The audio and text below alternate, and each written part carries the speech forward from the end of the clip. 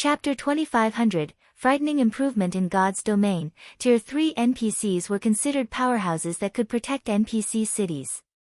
However, players only became powerhouses once they had unlocked their mana body's full potential. Only with a fully unlocked mana body could players enter and leave certain locations freely. If they tried to do so without unlocking their mana body, only death would await them. The Star Tomb regional dungeon's entry requirements were actually quite low. Even Tier 3 players that hadn't fully unlocked their mana bodies could explore the area, albeit barely.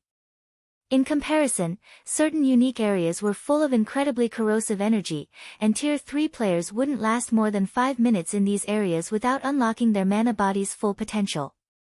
Unlocking their mana bodies was the only way players could protect themselves against the corrosive energy. This was why players were only considered powerhouses once they had fully unlocked their mana bodies. Most importantly, the skills and spells players used would be far stronger once they had unlocked their mana bodies than those who hadn't. So, this is an epic mana body. Astonishment colored Shifeng's features as he sensed the dense mana radiating from his body. He had never dreamed that an epic mana body would be this powerful. Normally, a mana body relied on its own mana to function, but his mana body could attract ambient mana and use it to strengthen and nourish itself. His epic mana body had also coated his body with a thin barrier of mana. The barrier was easy to miss if one weren't paying close attention. It almost felt like a skin-tight suit. It trapped a significant portion of the mana radiating from him, drastically reducing the amount of mana wasted.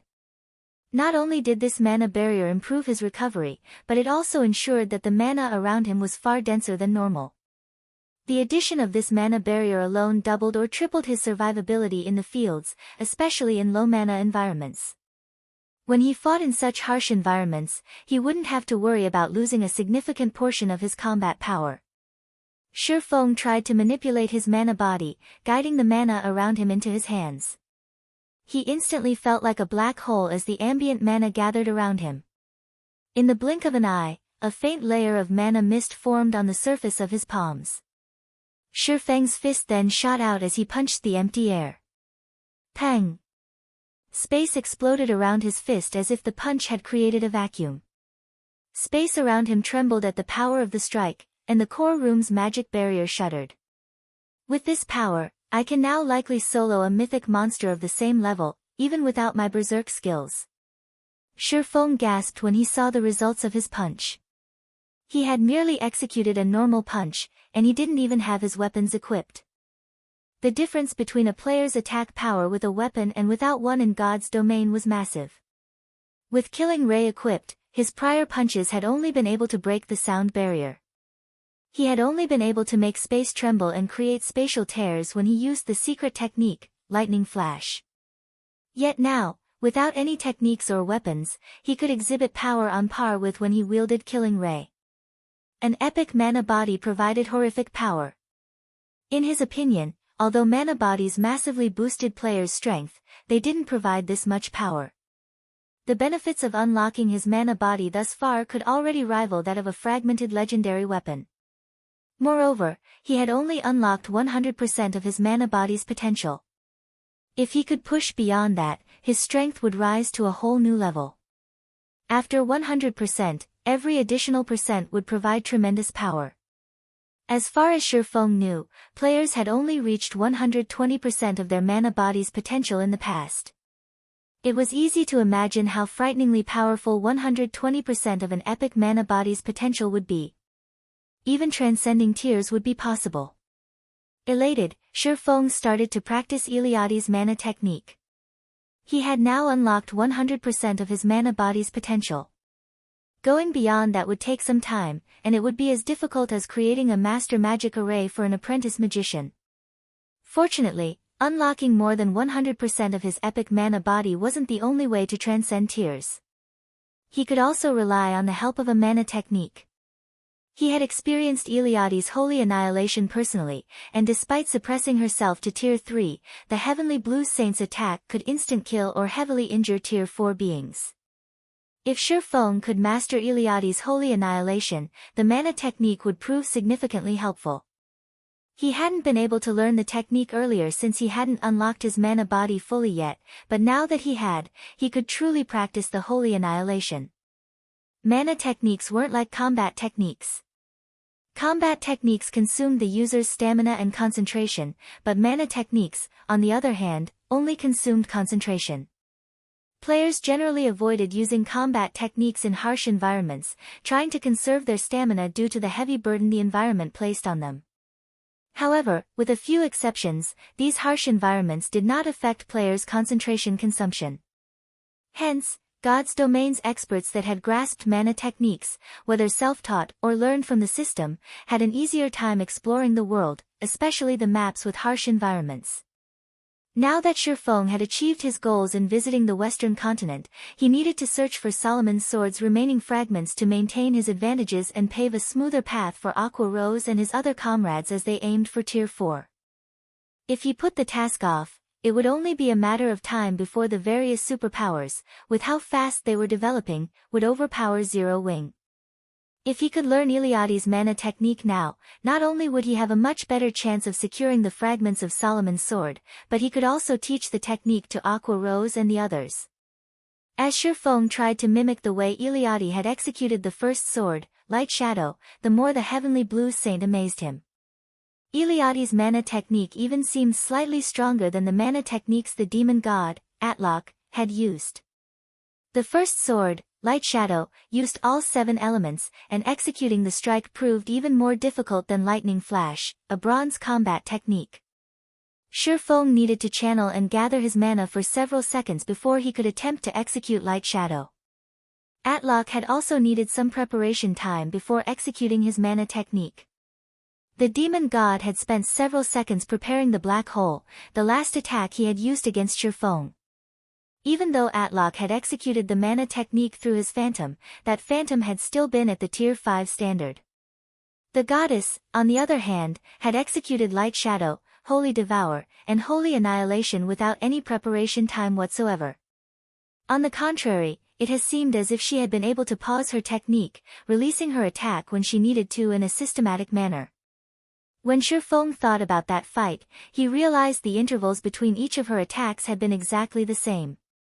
Even at the Tier 3 standard, Iliadi had accomplished the feat as Shifeng continued to practice Lightshadow, however, he was able to reduce the time he needed before executing the technique.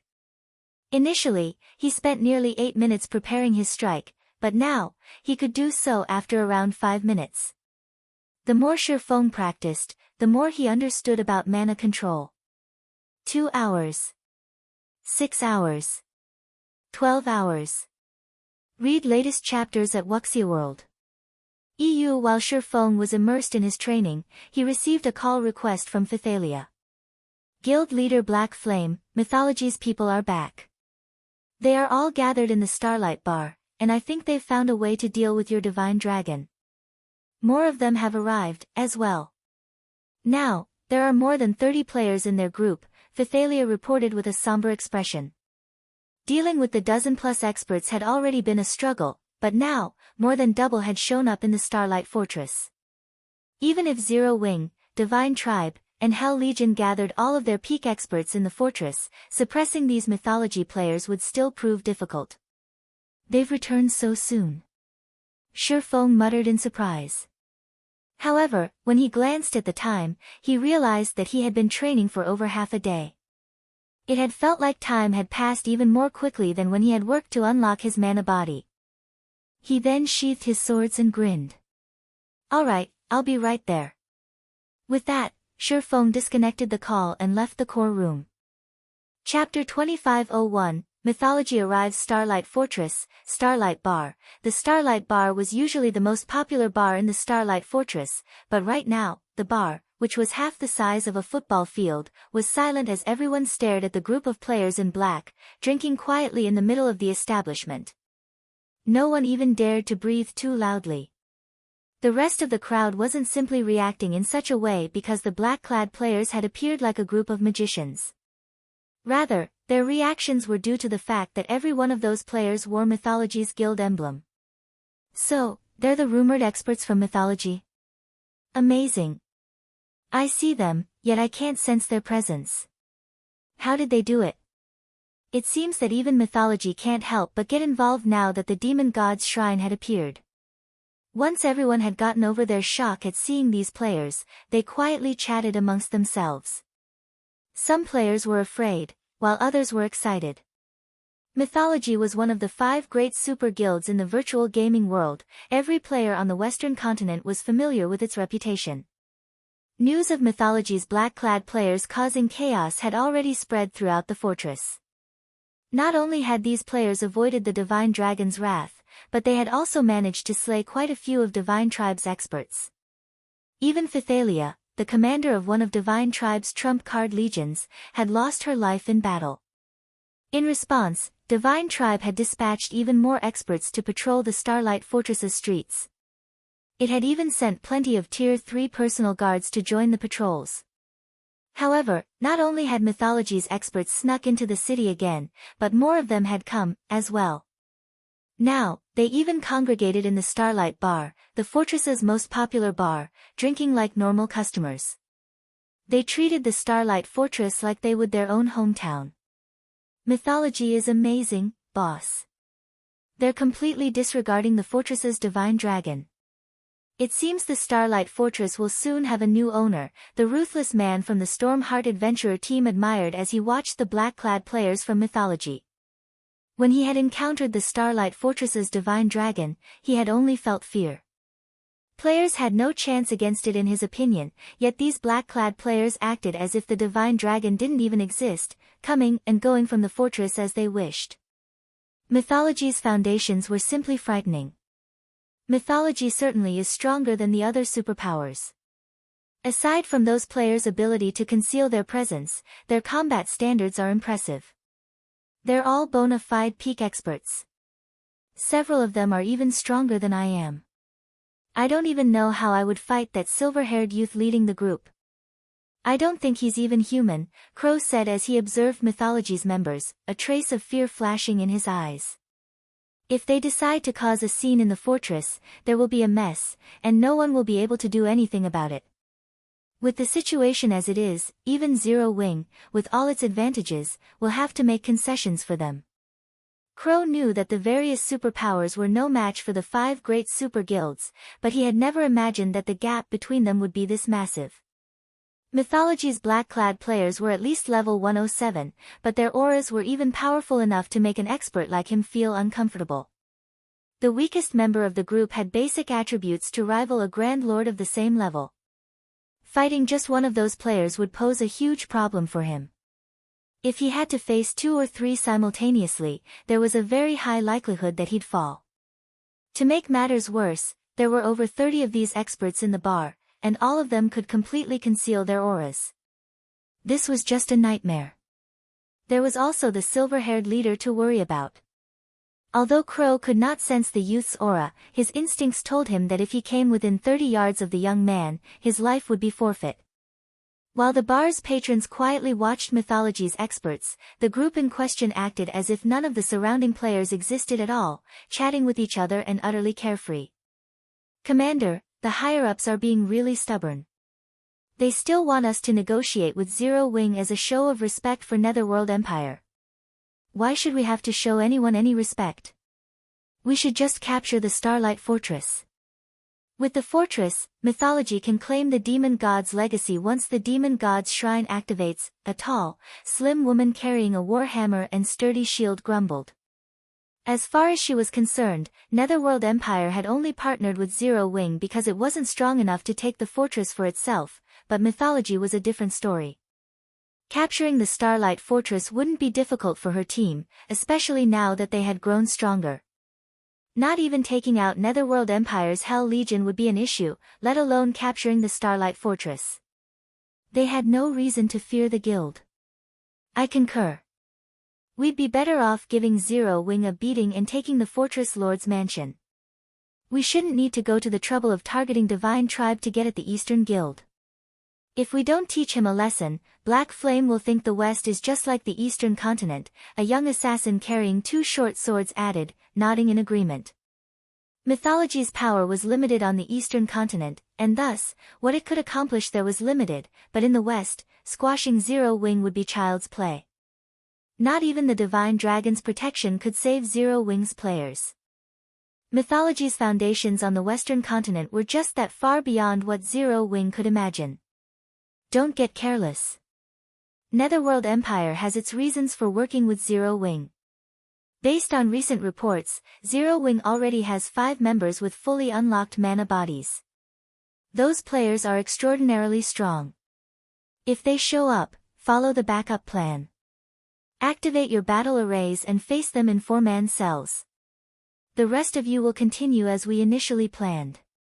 If the Divine Dragon approaches, retreat immediately, the silver-haired team leader ordered, watching his impatient team members. Rest assured, Commander. Aside from the dragon, these players are nothing. I don't know how those Zero Wing players unlocked their mana body's full potential so quickly, but so what, the assassin youth loudly and fearlessly proclaimed. If Zero Wing's members really do show up, I'll make sure none of them leave alive. The rest of Mythology's team nodded. Read latest chapters at Wuxia World. EU fully unlocking one's mana body might substantially increase one's combat power, but their advanced battle array was no trivial matter. As long as they activated their battle arrays, they could combine the strength of 4 players. The player that received all this power would be even strong enough to take down a mythic monster of the same level, much less tier 3 players. If Zero Wing's members dared to show their faces, their team could slap them down with ease. Is that so? I'd like to test your claim, then. Suddenly, everyone in the bar heard a deep voice, and the speaker immediately caused an uproar. Every player in the Starlight bar spun toward the speaker, assuming whoever had been so bold must be crazy. This player had just directly challenged Mythology's experts. They must be suicidal. 2 people, a man and a woman, walked into the bar. The woman was the beautiful, elegant Pythalia, while the man felt as dark as night. Chapter 2502, Silent Starlight Bar. As Shifeng and Pythalia entered the Starlight Bar, interrupting the black-clad Mythology members' conversation, an uproar broke out among the spectating patrons. Crap! Isn't that beauty Pythalia, the commander of one of Divine Tribe's trump card legions? It seems they're going to start another fight. A fight? This'll be a war.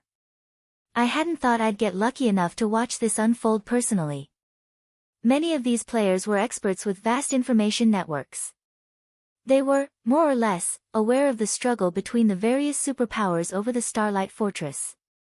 Now that Mythology had taken the initiative to pick a fight with the Starlight Fortress, a war between the various superpowers was unavoidable. Although, none of them had expected it to begin so soon. Clashes between experts, particularly those from the various superpowers, were extremely rare learning opportunities in God's domain, especially for the players that got to watch the fights personally. They'd be able to learn far more than from watching a recording of the battle. This was precisely the reason that the various powers constantly tried to gain entry tickets to the various superpowers' Dark Arena. Unfortunately, without adequate connections, normal players didn't even qualify to enter the Dark Arena. However, compared to the battle unfolding right before their eyes, the Dark Arena's battles were nothing.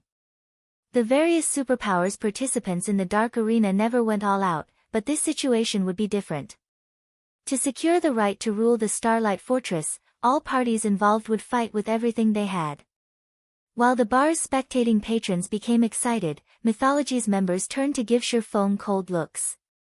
Every one of them was restless, eager to get the fight started. Sensing these black-clad players' hostility, Pythalia felt a headache brew. She had tried to convince Shifeng to gather some manpower before confronting Mythology's members, but Shifeng had headed for the Starlight Bar the moment he had heard about their arrival. Shifeng was the only player that had a claim over the Fortress Lord's mansion. If anything happened to him, defending their hold on the fortress would become far more difficult. The various superpowers had already stationed plenty of experts in the Starlight Fortress. If the fortress suddenly lost its owner, they'd cause a huge commotion. Not even Divine Tribe's forces would be able to stop them. In the end, she had no choice but to follow Shifeng to the Starlight Bar, contacting the players under her command to meet them there on the way. Feng, however, had done the unexpected again and picked a fight with Mythology before the backup she had called could get there. They were currently facing over 30 peak experts. And these weren't any ordinary peak experts. Not only could they hide their auras, but they were all incredibly fast. If these peak experts decided to attack as one, the consequences would be dire. "You're quite daring, you bastard," the short sword-wielding assassin youth said, sneering at Feng. "Show me whether or not you have the strength to support that courage." Just before the assassin could step forward, however, the silver-haired youth beside him extended a hand, blocking his path. "Commander?" the assassin asked, confused about why his leader had stopped him. But the silver-haired player hadn't offered an explanation. Rather, he smiled at Feng. "So, your guild leader Black Flame," the silver-haired youth said, smiling. "Allow me to introduce myself. I am Silver Ghost, the first vice-commander of Mythology's #1 trump card legion." Is he the player that foiled vice-guild leader Cold Shadow's plan? It's no wonder why he spoke so boldly earlier. He's really brave. He actually came here without any backup. Does he intend to offer a compromise? After Silver Ghost's introduction, realization dawned on the rest of Mythology's members. Their goal was to seek out Feng and negotiate. "Since Commander Phythalia has come with you, I'm sure she told you about my offer. What do you think about it, Guild Leader Black Flame?"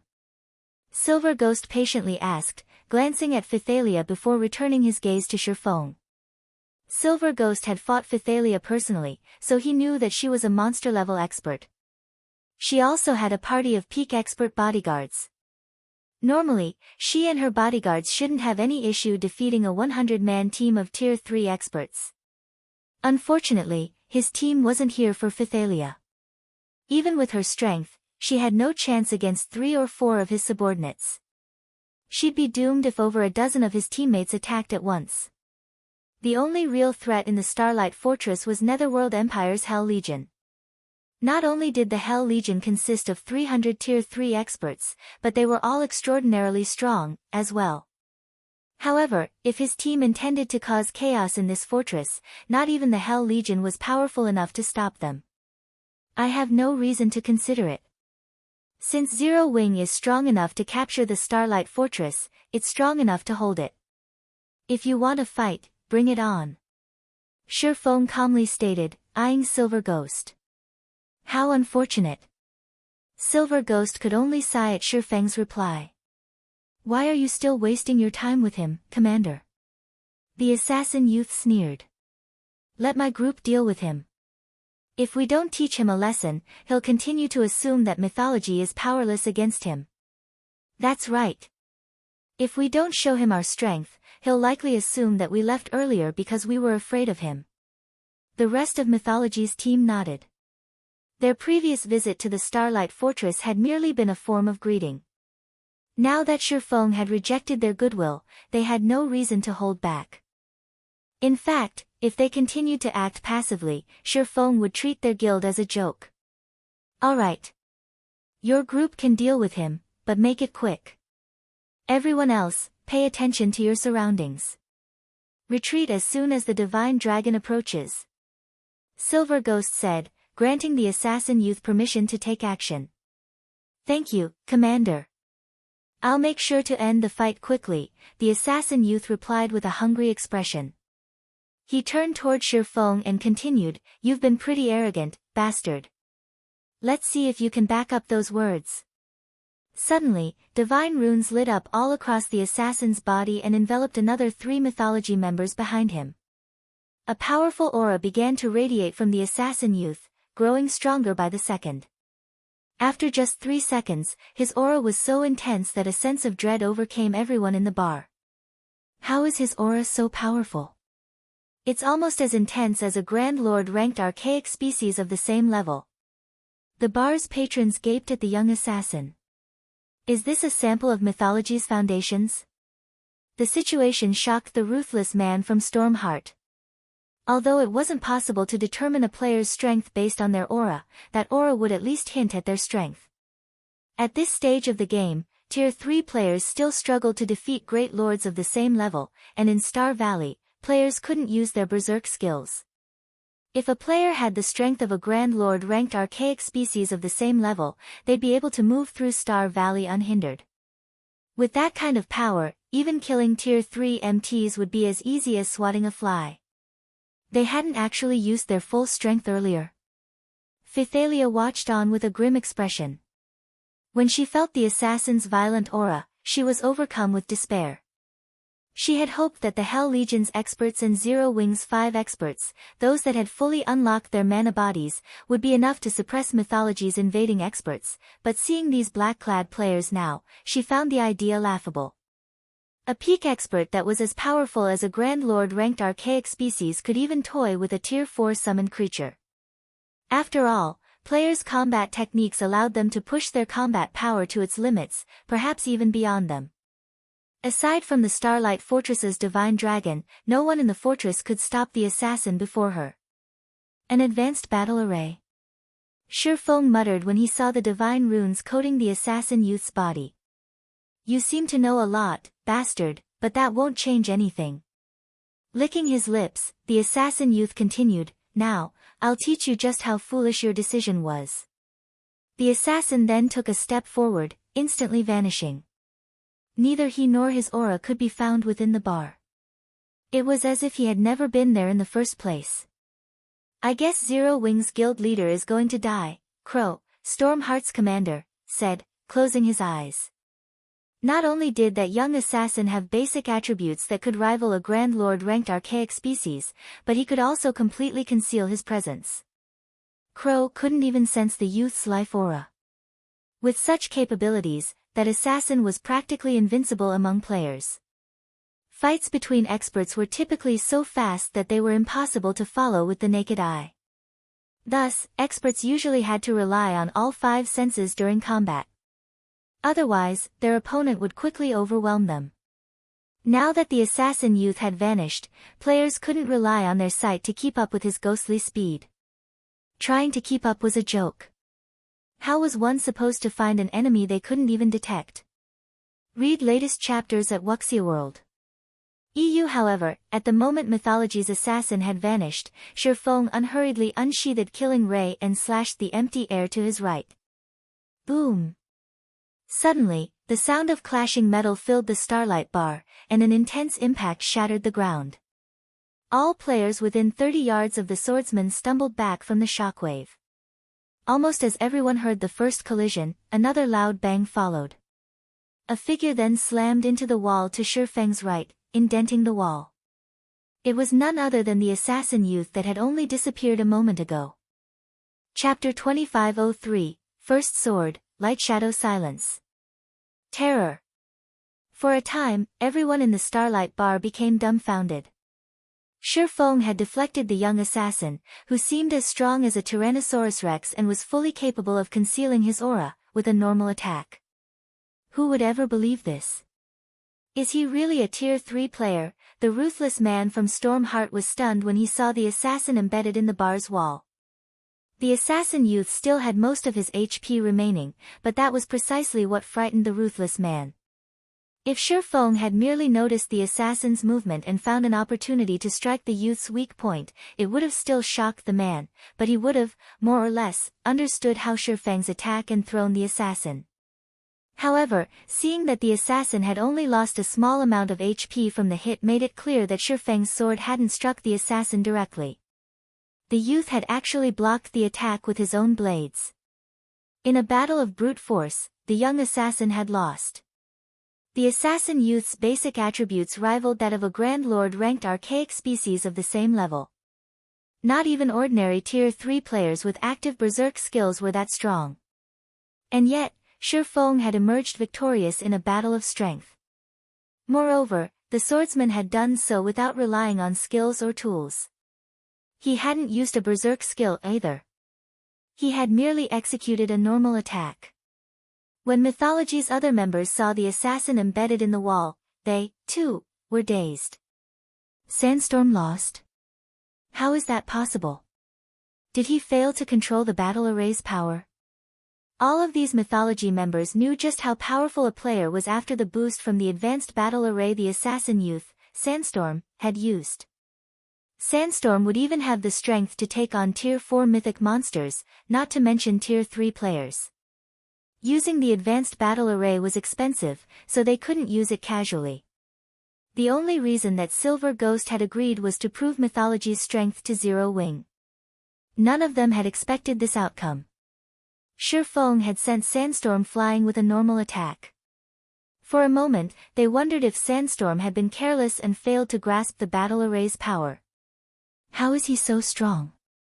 Phythalia, on the other hand, stared at Shifeng's back with wide, astonished eyes.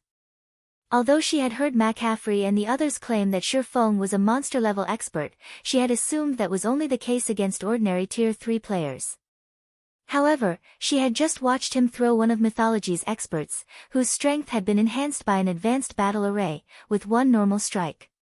Just what was going on? While everyone wrestled with their shock over the situation, Silver Ghost turned to Shifeng, guessing, "So, you've unlocked your mana body's full potential already." In his opinion, Shifeng's strength was secondary. What was more impressive was the fact that the swordsman had kept track of Sandstorm's movements. No ordinary Tier 3 player should be able to sense Sandstorm's aura, and with the assassin's speed, keeping track of him visually should be impossible. The only explanation Silver Ghost could think of was that Shifeng had fully unlocked his mana body and relied on his mana body's incredible mana to create a mana field around himself. Shifeng had then relied on the mana field to locate Sandstorm. They could conceal their auras thoroughly, but their physical existence remained. Their ability didn't hide them from mana, which was how Shifeng could rely on his mana field to locate the assassin. Silver Ghost's statement caused an uproar within the Starlight bar. What? He's already unlocked his mana body's full potential. I haven't even heard of a single expert among the various superpowers to accomplish that feat, have you? Any player capable of visiting the Starlight Fortress was an expert, and many of them had already reached Tier 3. Naturally, the topic of Tier 3 mana bodies had long since become a hot topic among players like them. It had already become common knowledge that players wouldn't be able to exhibit the full power of a Tier 3 class after completing their Tier 3 promotion quests. They still needed to unlock their mana body's potential. Unfortunately, that wasn't an easy task. Most players didn't even have a clue about how to go about unlocking their mana bodies. All they could do was work to improve their mana control. And yet, while players were still trying to figure out how to start unlocking their mana bodies, they learned that Shifeng had already completed the task. Why wouldn't they be surprised? It's no wonder why he dared to provoke Mythology. Realization dawned on Crow when he heard Silver Ghost's statement. He had wondered why Shifeng was confident enough to make an enemy of Mythology. These Mythology experts were incredibly powerful, and after they activated their battle array, they'd become monsters that current players stood no chance against. Only the Starlight Fortress's divine dragon could suppress them. However, even after he realized what Shifeng had accomplished, Silver Ghost didn't panic. He actually smiled. The combat power boost from a fully unlocked mana body is certainly amazing. I hadn't considered that Sandstorm wouldn't be a match for you, even after activating his advanced battle array, Silver Ghost told Shifeng. However, I wonder how you'll fare against 8 experts on Sandstorm's level. As Silver Ghost finished speaking, the Mythology members behind him promptly activated their battle arrays as well. In total, these players activated 7 more battle arrays, and the combined aura of the array's beneficiaries was so powerful that none of the Tier 2 players in the bar could move. As for the Tier 3 players, their legs began to tremble with fear. Meanwhile, Sandstorm pulled himself from the hole in the wall and sneered at Shifeng. "Punk! I'll admit that you're strong, but you're not strong enough to kill us. We can easily brush off your attack's damage with our enhanced recovery. This battle array even triples our stamina and concentration recovery rates. How long do you think you can last against us?" Sandstorm growled contemptuously. The advanced battle array didn't just increase his basic attributes, it also boosted his maximum HP and defense. Right now, his defense was twice as high as tier 3 MTs of the same level, and he had more than 2 million HP. Shifeng's attack might have had a lot of impact, but he had only taken a little over minus 10,000 damage. It wasn't even enough to itch. The spectators, who had relaxed after Shifeng's counterattack, fell silent again, and Phythalia continued to watch with a grim expression. She had never dreamed that Mythology had prepared so many advanced battle arrays. Shifeng was likely at his limit dealing with one expert empowered by an advanced battle array, but now, he'd have to take on 8 of these experts. Moreover, every one of his opponents had incredible defense and HPs. They could easily whittle Shifeng down until he died. "Let's see you try."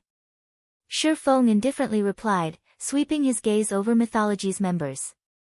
His comeback only incited another uproar within the bar. What? He's actually going to fight such a force.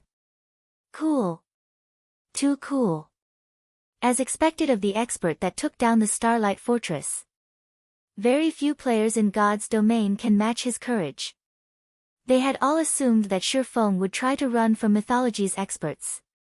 Now that they had activated 8 advanced battle arrays, only the fortress's divine dragon could stop them. However, Shifeng chose to stay and fight. He was practically a hero from legend. "Are you crazy?" Phythalia hissed at her companion. "They're not going to fight you one-on-one. They're going to come at you together." Shifeng had repelled Sandstorm with a normal attack, but that was all. The outcome of an actual fight between the two wouldn't be over that quickly. If Shifeng could only deal a little over minus 10,000 damage, there was no way he could kill the assassin. The advanced battle array doubled Sandstorm's battle recovery, which meant that the assassin could easily chip away at Shifeng's HP while recovering his own. If 8 experts like Sandstorm attacked Shifeng together, Zero Wings Guild leader would be lucky to stay alive for a while, much less defeat these experts. Before Phythalia could try to dissuade Shifeng, however, Silver Ghost laughed. "Very good. You are truly brave. It's no wonder why you dare to make Mythology your enemy," Silver Ghost said, smiling. He then turned to Phythalia and said, "I am a generous person. Why don't you both try to take us on? I'll even wait until your reinforcements arrive." "That won't be necessary. You should really face me together. I'd like to see if you're as powerful as you claim," Shifeng said, shaking his head. "Bastard!" Sandstorm snarled, enraged. He immediately charged at Shifeng again. As the assassin moved, the 7 other empowered experts did the same, dashing toward Shifeng like a violent gale. Read latest chapters at Wuxia EU. All 8 of Mythology's experts were in perfect sync as they attacked Shifeng simultaneously. As long as Shifeng tried to attack one of them, the other 7 would strike at his vitals. This was the same method they had employed to take down Phythalia.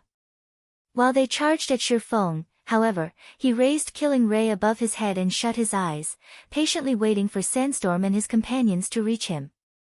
30 yards. 20 yards. 10 yards. Just as the assassin youth and Mythology's other experts were about to strike, Shifeng's eyes abruptly opened, and he swung his sacred sword in a downward arch. First Sword, Lightshadow.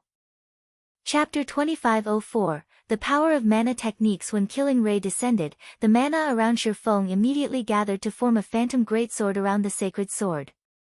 Immediately afterward, the phantom greatsword, which was 20 meters long, tore apart space. Those looking at the phantom greatsword from a distance noticed a pitch-black trail in the phantom greatsword's wake. A skill? When Sandstorm and the others saw the phantom greatsword ripping even space itself, they were sure that the greatsword's power was at the Tier 4 standard. They instinctively thought to dodge the attack. After all, although they possessed basic attributes rivaling Grand Lord-ranked archaic species of the same level, they were still a far cry from the Tier 4 mythic standard. However, Shifeng's attack had appeared too suddenly and was too fast. Moreover, the attack had a very large AoE. Evading it was simply impossible, they had no choice but to receive it directly. "Block it together," Sandstorm shouted. Following which, under Sandstorm's lead, All 8 experts from Mythology executed Tier 3 skills simultaneously. Triple Shadow. Spatial Severance. Thunder's Wrath. All 8 melee players used their strongest offensive skills without hesitation, every one of which was executed at a completion rate of 90% or better. For a time, over a dozen attacks could be seen striking the descending greatsword. Boom! The instant the attacks of both sides collided, a powerful storm blew, sending all Tier 2 players within a 50-yard radius stumbling back. A small crater even formed on the ground directly beneath the point of impact.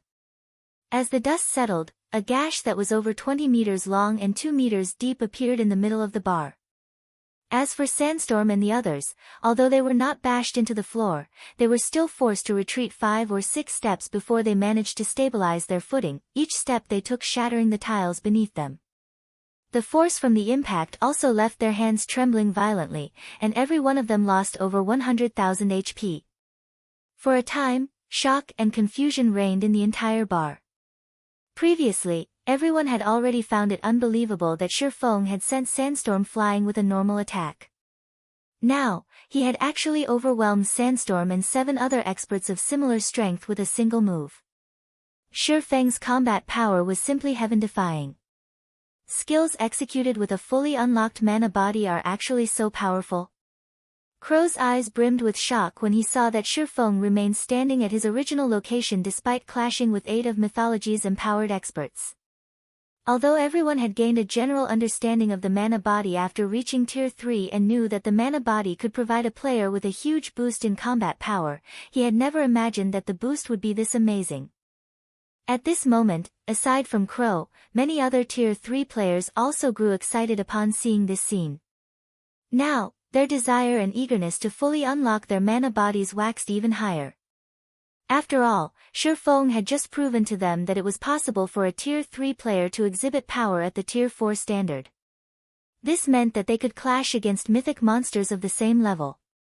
They might not be able to kill mythic monsters yet, even with that kind of power, but they would, at least, have the foundations to raid mythic monsters. Mythic monsters. At this stage of the game, level 100 plus mythic monsters were bosses that generally only first-rate powers or above could raid. However, players could get rich overnight from the loot these bosses dropped. Meanwhile, Phythalia, who stood behind Shifeng, was also momentarily stunned by this scene. She never thought that Shifeng's strength had reached such frightening heights. He had actually managed to overwhelm 8 of Mythology's empowered peak experts single-handedly. With this kind of strength, Shifeng alone would most likely be more than enough to safeguard the entire Starlight Fortress. Nobody would be capable of threatening the Starlight Fortress so long as he was present. However, just when Phythalia and the other spectating players thought that Mythology would retreat after this exchange, Silver Ghost, who had quietly watched the exchange from a corner of the bar, suddenly started clapping his hands. Amazing! Truly amazing! It's no wonder Vice Guild leader Cold Shadow praised you so much. Silver Ghost said, his joyful reaction making it seem as if the loss of Sandstorm's group had nothing to do with him. Chuckling, he continued, unfortunately, the moment Sandstorm and the others activated their battle arrays, the outcome of this battle was already decided.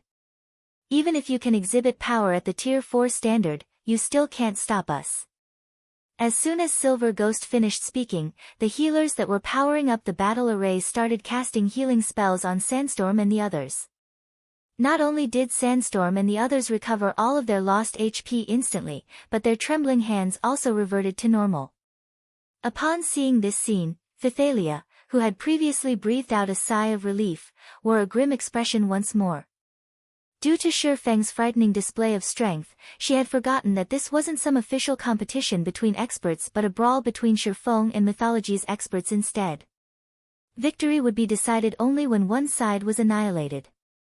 Meanwhile, in a team battle, it was very normal for melee players to rely on healers. You were pretty good before, huh, punk? Let's see how you're going to keep it up. Sandstorm, who had fully recovered, sneered as he looked at Shifeng. The swordsman's strength had indeed exceeded his expectations. However, the 8 of them weren't having a duel with Shifeng right now but a fight to the death. If Shifeng couldn't kill them, this battle would not end. Meanwhile, current Tier 3 players had a very limited number of Tier 3 skills and spells at their disposal.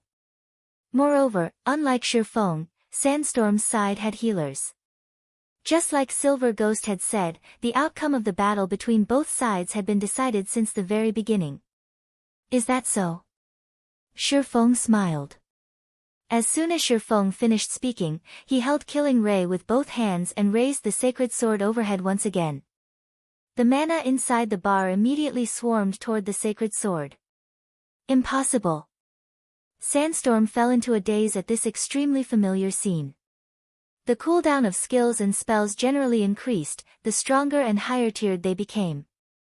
Since Shifeng had exhibited power at the Tier 4 standard with his attack, the skill he had used should have had a cooldown of several minutes or, at least, a few dozen seconds.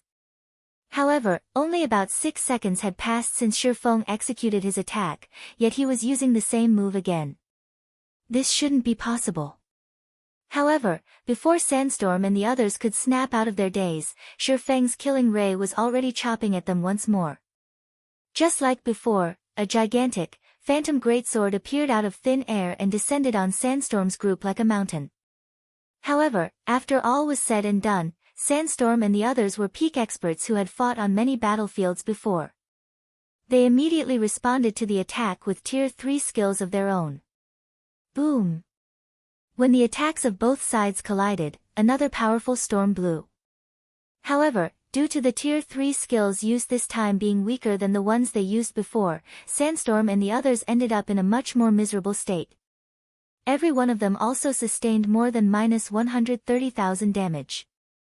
Even so, for Sandstorm and the others, who possessed more than 2 million HP, this amount of damage was negligible. Just as the slightly miserable Sandstorm was about to ridicule Shifeng once more, he suddenly sensed the mana inside the bar rushing toward Shifeng yet again. Moreover, the swordsman was gathering mana at a much faster rate than before. Before Sandstorm and the others could say anything, Shifeng's Killing Ray chopped at them anew. Boom! This time, Sandstorm and the others reacted too slowly to Shifeng's attack, so they failed to defend themselves using their Tier 3 skills. As a result, every one of them suffered over -300,000 damage. Read latest chapters at Wuxia World. EU, bastard. I've already said that the outcome of this battle has been decided from, although Sandstorm, who was close to kneeling on the ground, tried to retaliate with mockery. Before he managed to finish his words, Shifeng swung Killing Ray down again. Once. Twice. Thrice. For a time, explosions rocked the entire Starlight bar, one after another. Aside from this sound, nothing else could be heard inside. Finally, after Shifeng executed his 11th attack, the world around him fell silent as Sandstorm and the 7 other empowered experts from Mythology collapsed on the rubble, their HPs zeroed out. Now, they exhibited neither aura nor mana. Chapter 2505, One-Man Army. As the bodies of Mythology's 8 empowered experts started disintegrating into particles of light, time inside the Starlight bar seemed to freeze as everyone stared at Shifeng's figure in stunned silence. Only much later did everyone snap out of their daze. So strong. So, this is the true power of a fully unlocked mana body. When everyone looked at the gash before Shifeng, which was 4 meters deep and extended over 30 meters, they no longer had any words to describe their current feelings of shock and admiration.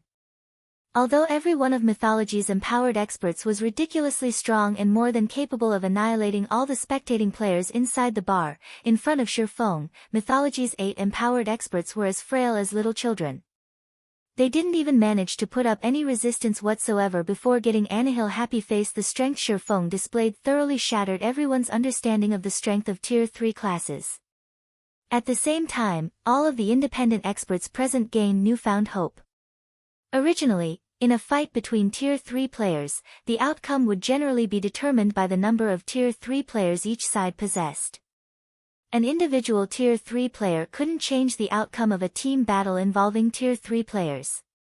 Hence, everyone believed that if Tier 3 independent players wished to avoid getting suppressed, they had no choice but to join a superpower. However, Shifeng had thoroughly shattered this belief. In front of him, feared and revered Tier 3 players were nothing. Even a group of Tier 3 experts would fall to him in just a few moves. Shi Feng had proven that, even if one was alone, one could still play the role of an army. Just like the heroes of legends, he had the strength to change the fate of an entire kingdom or even an empire. Meanwhile, so long as they fully unlocked their own mana bodies, they, too, could replicate Shi Feng's feats. Commander, with that kind of combat power, don't you think that Black Flame is stronger than the 5 great super guild's true monsters? The ruthless man from Stormheart asked Crow, his eyes filled with reverence as he gazed at Shi Feng. Since Shi Feng had single-handedly defeated 8 peak experts with combat power rivaling Grand Lord-ranked archaic species of the same level, his strength could definitely rank at the top among the experts on the Western continent.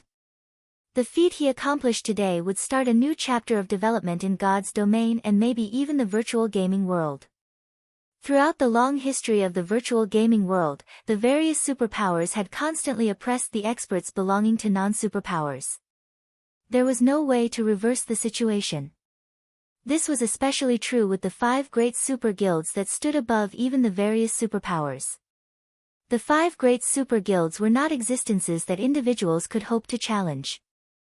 However, Shi Feng had broken this curse time after time. First, Shi Feng had made Netherworld Empire concede by using a divine dragon. Now, he had defeated Mythology's monstrous team with his own strength.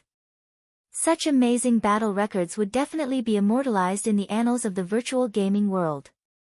I don't know whether he is stronger than the 5 great super guilds' true monsters or not, but after today's battle, Black Flame's name will most likely spread throughout the Western continent. No one would dare have any ideas about the Starlight Fortress anymore, Crow said, excitement flashing across his eyes as he looked at Shi Feng.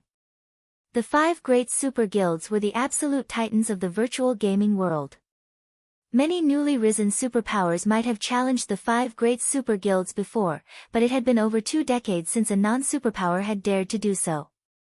Now, not only did Shi Feng challenge Mythology's prestige, but he had even routed the great super guild.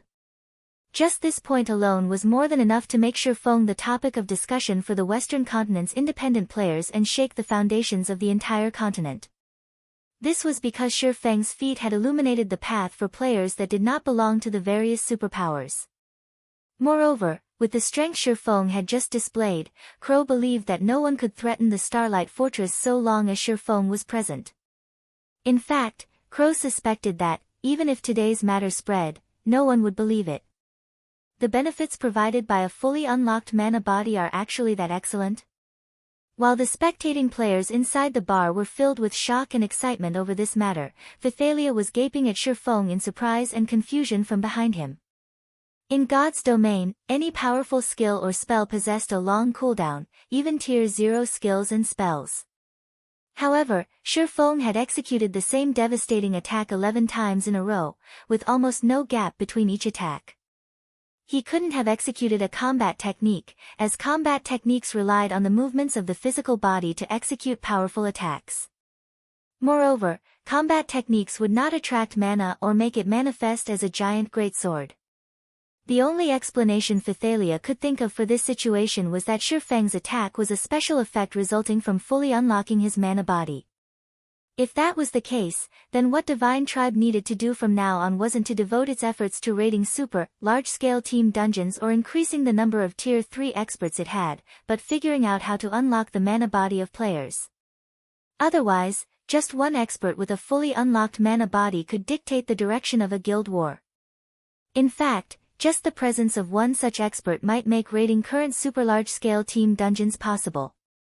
Meanwhile, the Mythology members still inside the bar were momentarily dumbfounded by this situation.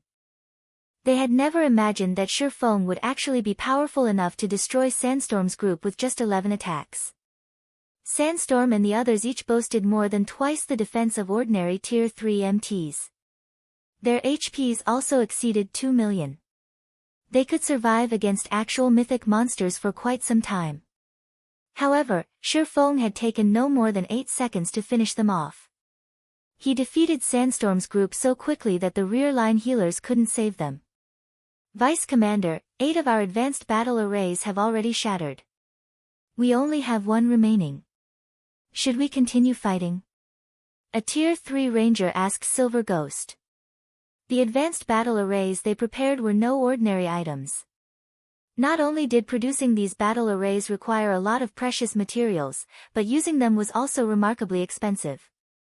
This time, the guild had decided to supply their team with 9 sets of advanced battle arrays only to ensure that they secured the Starlight Fortress and gained the initiative when the Demon God's Shrine activated. Meanwhile, they had used 8 sets right off the bat, leaving only 1 set for Silver Ghost's use. Every Mythology member present knew full well how strong Silver Ghost was. In the entire Trump Card Legion, aside from the commander, nobody else was a match for Silver Ghost. In fact, even Trembling Hand, the ex-first vice-commander of the Legion, lasted only 20 moves against Silver Ghost. Everyone else couldn't even last 10 moves. Silver Ghost's presence was also the reason for their confidence in the success of the operation this time. However, the combat power Shifeng displayed was simply too frightening. They could not help having doubts. Just as Silver Ghost was about to reply, a deafening roar that shook everyone down to their very souls suddenly sounded from somewhere far away from the Starlight Bar. It's come already. What a pity. Save the battle array for now. We're retreating. Silver Ghost said, sighing as he glanced at the shattered roof of the bar.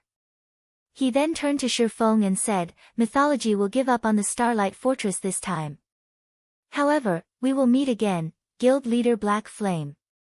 As soon as Silver Ghost finished speaking, a spatial tear opened up before him. Even though the Divine Dragon had already used spatial imprisonment on the space around the Starlight Bar, it actually failed to stop the spatial tear from forming. When this spatial tear appeared, Mythology's members promptly hurried into it and disappeared from the Starlight Bar. Meanwhile, shortly after Silver Ghost left, a large group of Tier 3 experts suddenly turned up around the Starlight Bar. These Tier 3 experts numbered more than 400, and their appearance made the players inside the bar nervous. It seems we came a little too late, Hell Rush said, cursing silently when he saw that no Mythology member remained inside the miserable Starlight Bar. To be certain of dealing with Mythology's 30-plus experts, he had gone to great lengths to gather more Tier 3 experts from Netherworld Empire. However, he never thought that he would still arrive a step too late. You did arrive a little late. The battle just ended, and Mythology's experts have left already, Phythalia said, nodding. However, I believe they won't come to harass the Starlight Fortress anymore, at least not in the near future. They won't come back soon. Hell Rush was a little confused by Phythalia's words. From what he understood of Mythology, the guild definitely wouldn't rest until it achieved its goals. Mitchum. You can see what happened yourselves. Phythalia did not wish to dwell on the matter. Instead, she sent Hell Rush and the others the battle video she recorded. This was because even she herself couldn't understand many aspects of this battle. It would be much better for Hell Rush and the others to watch it themselves. In the video, Shifeng could first be seen sending Sandstorm flying with a normal attack. Then, he could be seen thoroughly overwhelming Mythology's 8 empowered peak experts. Throughout the whole exchange, he looked like a god, an existence that players could not resist. Whether it was Hell Rush and the other Hell Legion members or McCaffrey and Crimson Witch, who had made contact with Shifeng shortly after he arrived on the western continent, every one of them nearly had their eyes fall out of their sockets. For a moment, they all wondered if the Shifeng portrayed in the video was the same person they knew. Read latest chapters at Wuxia World. It had only been a while since they last met Shifeng, yet not only did Shifeng manage to fully unlock his mana body during this period, but he had even gained enough strength to defeat 8 peak experts possessing the strength of Grand Lord ranked archaic species all by himself. Was he still human? Meanwhile, during the time Hell Rush and the others were flabbergasted over this matter, battle videos showing Shifeng's fight in the Starlight Bar started spreading like the plague. These videos soon landed in the hands of the Western continent's various superpowers. What's going on? Mythology was defeated? Chapter 2506, Fame spreads news of Mythology's defeat was like a magnitude 8 earthquake. None of the various superpowers could believe it. Previously, Netherworld Empire's concession had already been plenty shocking to them. However, Netherworld Empire's decision was still understandable, as the Divine Dragon really wasn't an existence that players could oppose. Now, despite Mythology having gained a method to evade the Divine Dragon's detection, it had still failed to gain control over the Starlight Fortress. Moreover, Mythology's failure wasn't even due to the Divine Dragon, but Shifeng, a Tier 3 player. How could they possibly bring themselves to believe this news? This was one of the virtual gaming world's 5 great super guilds they were talking about. It had already been many years since an individual player could resist the assault of one of the 5 great super guilds. Every person who had attempted to do so had been thoroughly suppressed, left with no choice but to submit to the will of the 5 titans. Now, however, not only did Shifeng stand in Mythology's way, but he had even single-handedly killed 8 of Mythology's monstrously strong experts.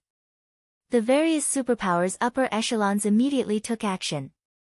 They not only abandoned all plans to make things difficult for the Starlight Fortress but also forbade the expert teams they had dispatched to Star Valley from causing any trouble inside the Starlight Fortress, especially when Shifeng was known to be present inside the fortress. The reason for their decision wasn't just Shifeng's repulse of Mythology's assault but his monstrous strength.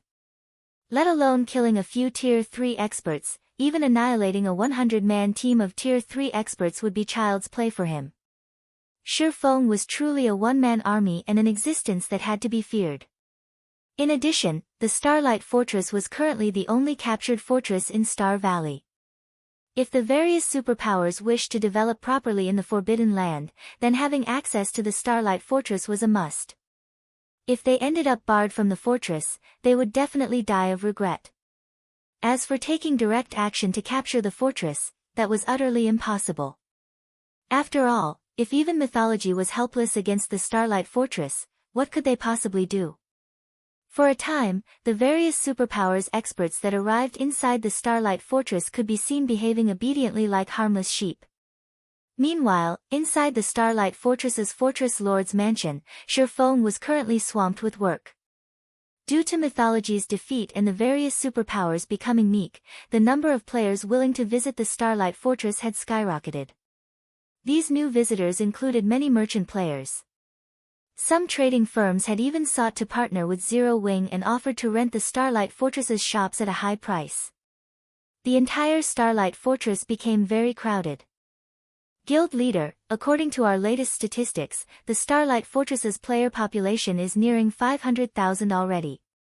Rough estimates put us at a daily net profit of over 250,000 magic crystals, Aqua Rose reported, her eyes practically glowing as she looked at the latest statistics report in her hands.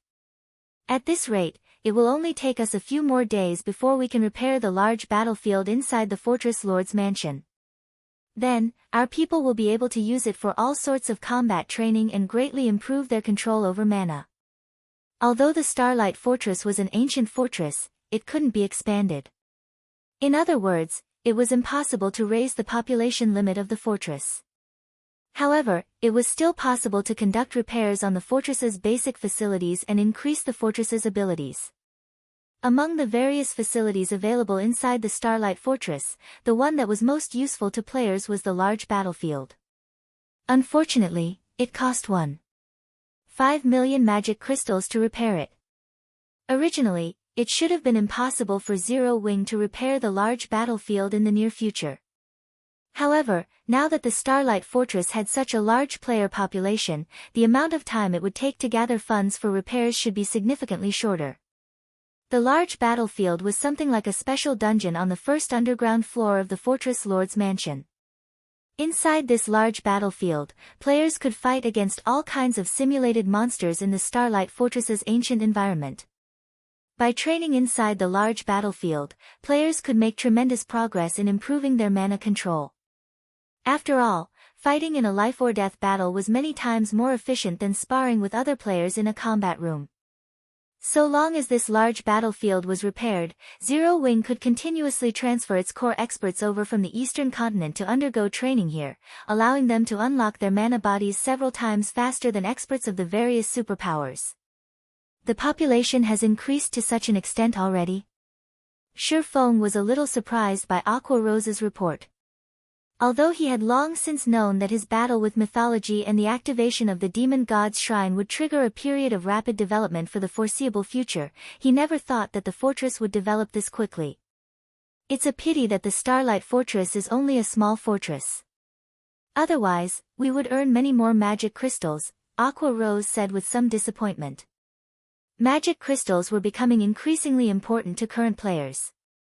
This held true even on the eastern continent. The reason for this was the demand for magic crystals for the production of high-level weapons and equipment. Now, despite Zero Wing having gained an opportunity to earn a large amount of magic crystals, this opportunity was restricted due to the Starlight Fortress's limitations. A small fortress is already more than enough for us. After all, our foundations on the western continent are too shallow. Even if a medium, or even large, fortress were presented to us, we wouldn't be able to manage it, Shifeng said when he saw the disappointed look on Aqua Rose's face. I understand this, as well. The limitation of sending only 10 players to the western continent per week is really restricting. It would be great if we could increase that number slightly, Aqua Rose said. She had experienced the western continent's benefits already. The development of mana control here was especially excellent compared to the eastern continent. If possible, she really wished she could transfer all of Zero Wing's main force members over. With the help of the Starlight Fortress, Zero Wing wouldn't have to worry about its Tier 3 members lacking strength. Let's not rush the matter of sending more people over for now. Since we can activate the large battlefield soon, have Yen Tianqing's side make the necessary preparations to start an Adventurers Alliance branch here. Members of the Alliance can accumulate points by completing Alliance-issued quests. Afterward, they can use these points to exchange for time inside the large battlefield or other items.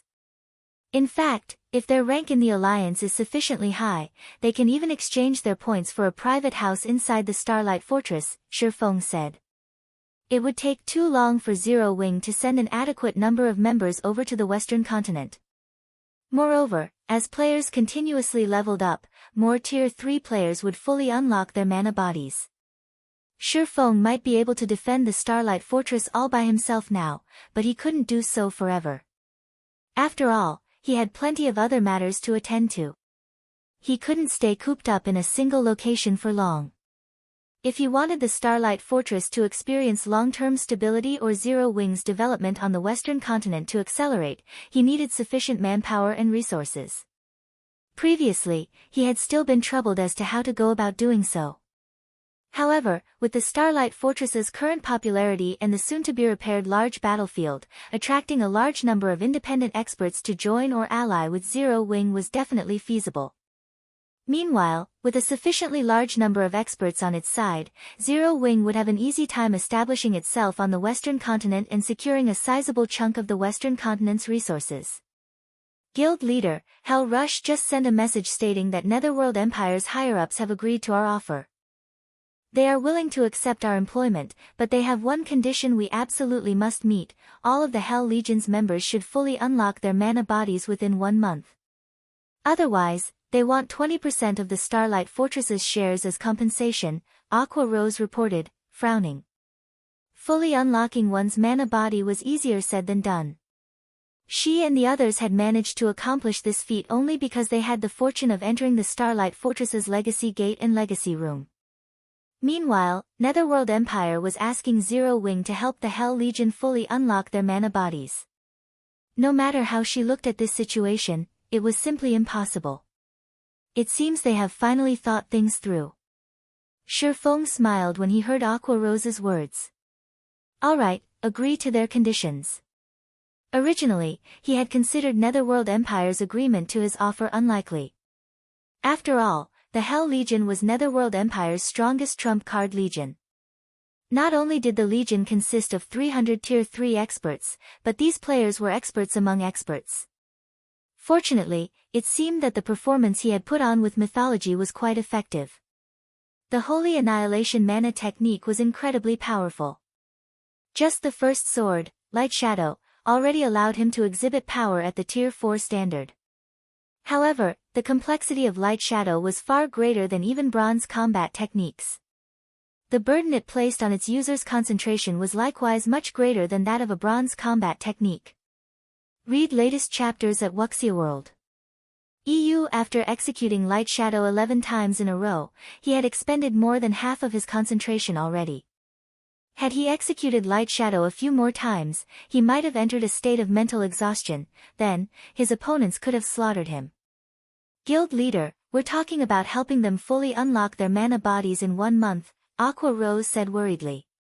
If Netherworld Empire's demand were simply to upgrade the Hell Legion's level or equipment standard, she wouldn't have been too concerned. However, players mainly had to rely on themselves to unlock their mana body.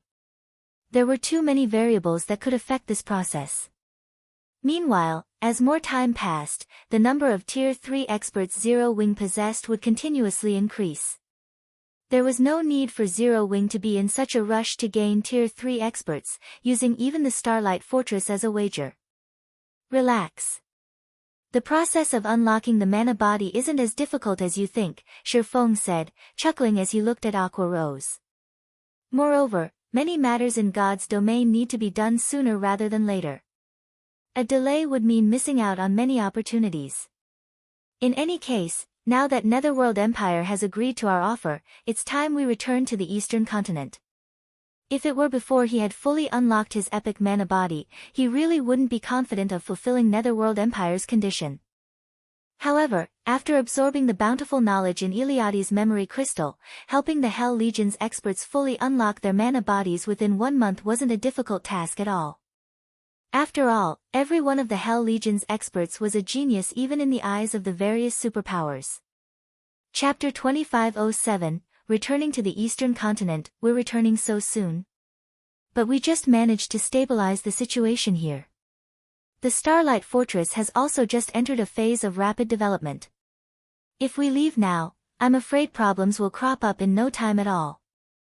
Aqua Rose could not help being confused when she heard Shifeng say that they were returning to the Eastern Continent. The Starlight Fortress aside, what should we do about the Hell Legion's 300 experts? Do you intend to have them guard the Starlight Fortress, Guild Leader?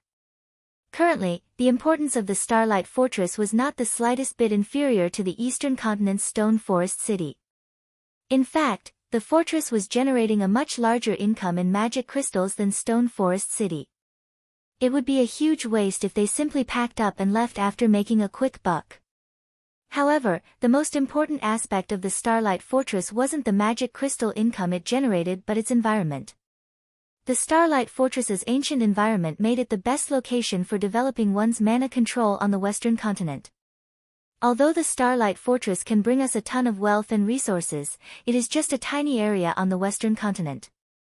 If we wish to have a truly stable foothold on the Western Continent and gain a constant supply of resources from it, we need a kingdom or empire of our own. With just the number of players the Starlight Fortress is capable of attracting, securing a place of our own on the Western Continent will be a pipe dream, Shifeng explained, smiling. Therefore, before the Eastern Continent's superpowers shift their development focus toward the Western Continent, we need to occupy as many teleportation portals on the Eastern Continent as possible and send our members over. Otherwise, with just the one portal we currently possess, securing our hold over the Starlight Fortress will be our limit. Originally, he had not planned on extending Zero Wing's development to the Western Continent, merely on gaining some additional resources for the guild. After all, travel between the two main continents was simply too difficult. With Zero Wing's current ability, developing on both continents simultaneously was impossible. However, after acquiring the Starlight Fortress and the Silver Divine Dragon, as well as witnessing the power of mana techniques, he had changed his mind. During his previous life, the various superpowers had not placed much importance on mana techniques. Hence, he had thought that mana techniques were nothing to write home about. However, after witnessing and learning the Heavenly Blue Saint Iliadi's mana technique, he understood just how much help mana techniques could provide players in challenging their future promotion quests. This was especially true for the Tier 4 promotion quest. Mastering a proper mana technique should reduce the difficulty of players' Tier 4 promotion quest by at least 30%. Even if players failed to master a mana technique, the knowledge they gained should still improve their combat power by a significant margin. After all was said and done, Tier 3 was only a transitional phase for the various powers of God's domain. Ultimately, the ones who would truly decide the strength of a power would be the experts standing at the peak of the game. This was also the reason why first-rate powers could never compete with the various superpowers. Meanwhile, the Starlight Fortress was currently the best location for players to develop their mana control. However, the current teleportation portal Zero Wing controlled only allowed a maximum of 10 players to be teleported to the Western continent each week. Just transferring all official and reserve members of Zero Wing's main force to the Western continent would take several months. By then, everything would be too late. Time waited for no man. With God's domain's current popularity, the development of powers was absurdly fast. This was especially true for the superpowers. With the number of experts and territories the various superpowers occupied, so long as they had sufficient funds and resources, their development speed could be far superior to the current Zero Wings. Hence, what Shifeng needed to do now was occupy more teleportation portals on the eastern continent, thereby increasing the number of players Zero Wing could send to the western continent. That way, the guild would be able to secure resources and advantages from both continents. At that time, the development speed of its experts would easily outstrip that of the various superpowers' experts. Aqua Rose's eyes glowed with excitement at Shifeng's words. If Zero Wing truly became capable of teleporting a large number of experts over to the western continent, then the guild would no longer have to worry about clashing with the various superpowers in the future. It might even become a true superpower. After all, the various superpowers might be superior to Zero Wing when it came to the number and quality of expert players, but in terms of guild resources and income, Zero Wing was not the slightest bit inferior to ordinary superpowers. Guild leader, in that case, why do we need to employ the Hell Legion? In any case, the Starlight Fortress shouldn't face any problems in the short term. During this time, so long as we can continuously transfer large batches of players over to the western continent, including the 10 of us here, we won't need the Hell Legion to defend the Starlight Fortress at all, Aqua Rose explained. She did not doubt Shifeng's ability to find more teleportation portals. After all, he had created plenty of miracles before. However, she still felt that employing the Hell Legion was a huge waste. After all, the Hell Legion operated only on the western continent. Meanwhile, unlocking the mana body was a difficult task. Rather than waste time helping other people unlock their mana bodies, it would be much better to help their own guild's Tier 3 experts instead. That way, the guild would receive even greater benefits. The Hell Legion is currently one of the strongest legions in God's domain. How can I possibly waste their strength on guarding a fortress? I plan to bring them back with us, Shifeng explained, chuckling when he saw the look of confusion on Aqua Rose's face. There was no need for him to worry about the Starlight Fortress's security for the near term. After all, he had just defeated Mythology. Before the various superpowers gathered sufficient power, they wouldn't dare do anything against the Starlight Fortress unless they no longer wished to mingle in Star Valley. They're returning with us. Aqua Rose was momentarily stunned when she heard Shifeng's words. But we can send back only 10 people each week. The Hell Legion has 300 members. They were talking about 300 players.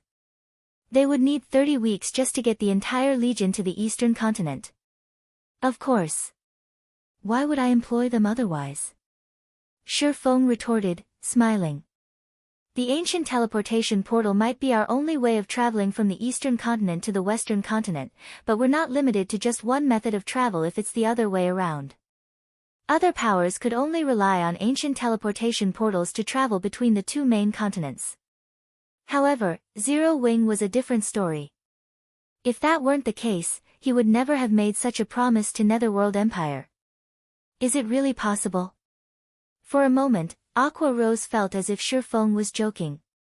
Relax. However, there's also no need for us to rush to return right now, either. We still need to wait for Divine Tribe to finish collecting the rare materials we need, Shifeng said confidently. After witnessing the Starlight Fortress's effects and obtaining the Heavenly Blue Saint's legacy, he had given this matter careful thought. Although he didn't know why, traveling between the two main continents was incredibly difficult. However, For some reason, players in the various other worlds had a very easy time traveling to the two main continents. Taking advantage of this point, he was fully capable of bringing everyone to an otherworld first, then returning to the eastern continent via said otherworld. Opening a path to an otherworld might be difficult for other people, but it was a simple task for Shifeng. This was because he possessed the legendary item Moloch's Ring. With Moloch's Ring, he could open a gate of darkness and arrive at the central area of the Dark Denver. The Gate of Darkness did not place a limit on head count. It merely had a time limit of 3 minutes, which was definitely enough to let 300 players pass through the gate. Originally, Shifeng had wanted to avoid using Moloch's Ring. After all, the more times he used the ring, the stronger it would become, and the less time he would have to prepare before it tried to devour him. However, if using the ring once meant that he could bring 300 Tier 3 experts back to the eastern continent, he would be more than happy to do so. Following which, Shifeng spent another day or so waiting inside the Starlight Fortress. During this time, he not only signed an employment contract with Netherworld Empire but also had Yan Tianqing and Yi Luofei familiarize themselves with the Starlight Fortress's Fortress Lord's mansion and various other matters. He planned to have the two of them remain behind to manage the Starlight Fortress. As to why he made such a decision, it was so that Zero Wing could manage the Starlight Fortress properly, as well as ensure the development of the Adventurer Alliance branch that would be established here. After all, when it came to managing adventurer teams, the two of them had a much better understanding than he did. Read latest chapters at Wuxia World. While he was doing all that, Phythalia and many other Divine Tribe experts had brought a ton of rare materials and non-bag space materials unique to the western continent over to the Starlight Fortress, the value of this batch of materials exceeding 3 million magic crystals. Shifeng stored all of them inside his epic spatial bag. Once he brought these things back to the eastern continent, he would definitely make a killing. Guild leader, the Hell Legion and Fire Dances group have already gathered, Aqua Rose reported as she met Shifeng on the second-floor hall of the Fortress Lord's mansion, a hint of skepticism in her tone. Even now, she still couldn't bring herself to believe that Shifeng could transport over 300 players back to the eastern continent. Alright. Let's return to the eastern continent. Shifeng could not help smiling when he saw Aqua Rose's expression. He then started incanting and summoned a gate of darkness in the second-floor hall. After the gate opened, he ushered everyone into it. In no time at all, the crowded second-floor hall emptied out. Chapter 2508, Changes to the Dark Den. In a rainforest at the periphery of the Dark Den's central area, a huge gate made entirely of black fog suddenly appeared. The frightening amount of energy the gate radiated prompted the demonic creatures nearby to retreat involuntarily as they stared nervously at the 6-meter-tall gate.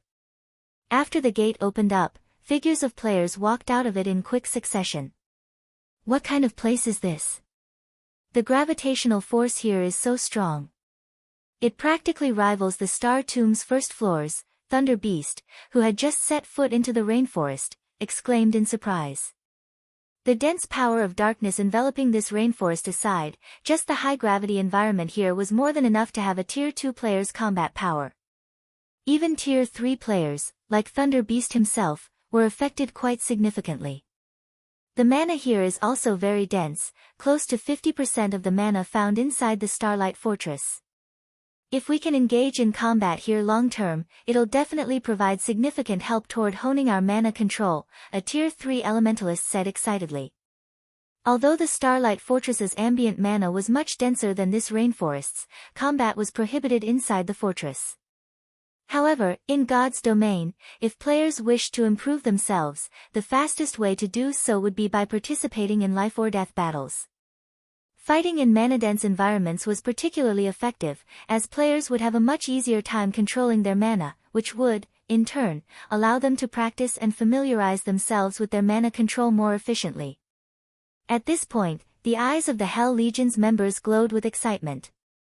This was because the rainforest teemed with monsters above level 100. This place was an excellent location for not only training their mana control but also grinding for levels. Hell Rush and the others immediately understood why Shifeng was so confident that he could help them fully unlock their mana bodies in 1 month. If they could fight in such an excellent environment, fully unlocking their mana bodies in 1 month would indeed be feasible. Meanwhile, Aqua Rose, who had followed Shifeng to the Dark Den, was similarly surprised by this situation. She never thought that Shifeng had actually kept such an excellent training ground hidden. The monsters here might not be very strong, with the majority of being level 100 chieftains and the strongest being level 100 plus great lords, but the environment here made it the perfect location for newly promoted tier 3 experts to train in. Guild leader, you're too biased. You actually saved such an excellent location for others. If Zero Wings members had grinded here as soon as they hit level 100, we might have been able to double the number of tier 3 experts we have by now, Aqua Rose grumbled. Aqua Rose's complaint rendered Shifeng, who had just set foot into the rainforest, at a loss for words because this place was completely different from the central area he knew. Previously, when he used Moloch's ring to teleport to the Dark Den's central area, he had arrived very close to the World Summit. Now, however, he couldn't even see the World Summit from where he stood. Moreover, his surroundings abounded with demonic creatures. The mana density here was also considerably high. In addition, the world here seemed to have built up some resistance toward him, as he found that he currently couldn't exhibit his full strength. Does the teleportation gate change destinations according to my tier or level? After giving the matter some thought, Shifeng concluded that his hypothesis was very likely to be correct, because he had arrived at different locations during his first and second use of the Gate of Darkness. Only, the difference was not particularly obvious, as he was teleported close to the World Summit on both instances. On the third instance, however, he was teleported to a completely foreign location, although still in the Dark Den's central area. Shifeng quickly shook his head, dismissing this matter. He was using the Dark Den as a transit point to travel to the eastern continent. As they were going to leave the Dark Den very soon, it did not matter what kind of location they arrived in. Unlike the Bible of Darkness's Gate of Darkness, Moloch's Ring's Gate of Darkness was a two-way teleportation gate. In other words, so long as he opened Moloch's Ring's Gate of Darkness, anyone who was a part of his team could move freely between the two locations connected by the Gate of Darkness. Hence, what he needed to do next was simple. He just had to use White River City's return scroll in the Dark Den and return to White River City. Afterward, he would use Gate of Darkness once more and let Hell Rush and the others, who did not possess White River City's return scrolls, cross over to White River City. Even if this method wasn't viable, he could still use the Bible of Darkness. Although the Bible of Darkness's Gate of Darkness had a 30-person limit, it was still a better option than relying on ancient teleportation arrays. Right now, however, as Moloch's ring was still on cooldown, Shifeng had the Hell Legion's members grind the surrounding demonic creatures and explore the rainforest. Although they wouldn't be here for long, the Dark Den was still a place created by gods. Even without the World Summit, there were still plenty of treasures and opportunities here that could not be found in the outside world. If they were lucky, they might gain a significant harvest. At the very least, it would be much better than sitting around doing nothing for an entire day. Guild leader, there's a town that's protected by a magic barrier right outside the rainforest. By the looks of it, quite a lot of players are gathered there, Fire Dance, who was scouting the vicinity, reported through the team chat. A town protected by a magic array. Fire Dance's report piqued Shifeng's interest. Is it one of the Dark Den's shelters? From what he knew, the Dark Den should have only shelters, not towns or cities. Shelters operated differently from the NPC towns and cities found in the outside world. Every shelter had its own unique abilities and produced its own specialty products. The higher ranked a shelter was, the better its specialty products. Meanwhile, with the shelter Fire Dance reported being in a level 100 plus map, its rank was definitely very high. Moreover, aside from specialty products, the Dark Den was also rich in gemstones, which were in short supply on the main continent. Guild leader, should we head over? Fire Dance asked. Of course, Shifeng said, nodding. This is an opportunity to make a fortune. Previously, Shifeng had been incredibly busy. In addition, the Bible of Darkness was necessary to suppress Moloch's ring, so he couldn't pass the Bible of Darkness to somebody else. As a result, aside from the occasional offline reports he received from Blue Frost and the others, it had been a very long time since Zero Wing had direct contact with the Dark Den. Shifeng had earned a lot of magic crystals and coins via the Starlight Fortress. Just the magic crystals he currently had on hand exceeded 600,000, while his coins totaled over 200,000 gold. He could use this opportunity to purchase a bunch of items to resell on the eastern continent. Moreover, attribute gemstones were much more valuable than magic crystals and also much more useful to players. Following which, Shifeng led Aqua Rose and the other members of Zero Wing toward the shelter fire dance found. The Hell Legion's members showed no interest in the shelter at all, opting to remain behind. They only wanted to continue grinding and honing their mana control. After all, Shifeng had already told them that they would be leaving this precious training ground soon. Hence, they needed to cherish this opportunity and improve themselves as much as possible. The shelter fire dance found was at the foot of a mountain range, with mountains at 3 of its 4 cardinal directions. Since shelters were under constant assault from demonic creatures, it was undoubtedly strategically located. As Shifeng's group arrived within several hundred yards of the shelter, he finally got a clear look at it. Although this shelter wasn't particularly large, only the size of an advanced town in the outside world, the defensive magic array protecting it was incredibly powerful, capable of resisting the attacks of Tier 4 monsters for a very long time. In a level 100+ map, a shelter with a defensive magic array of such caliber would definitely be considered a very safe location. This was also the reason why plenty of players resided in this shelter. Shifeng estimated that the shelter could easily accommodate over 200,000 players.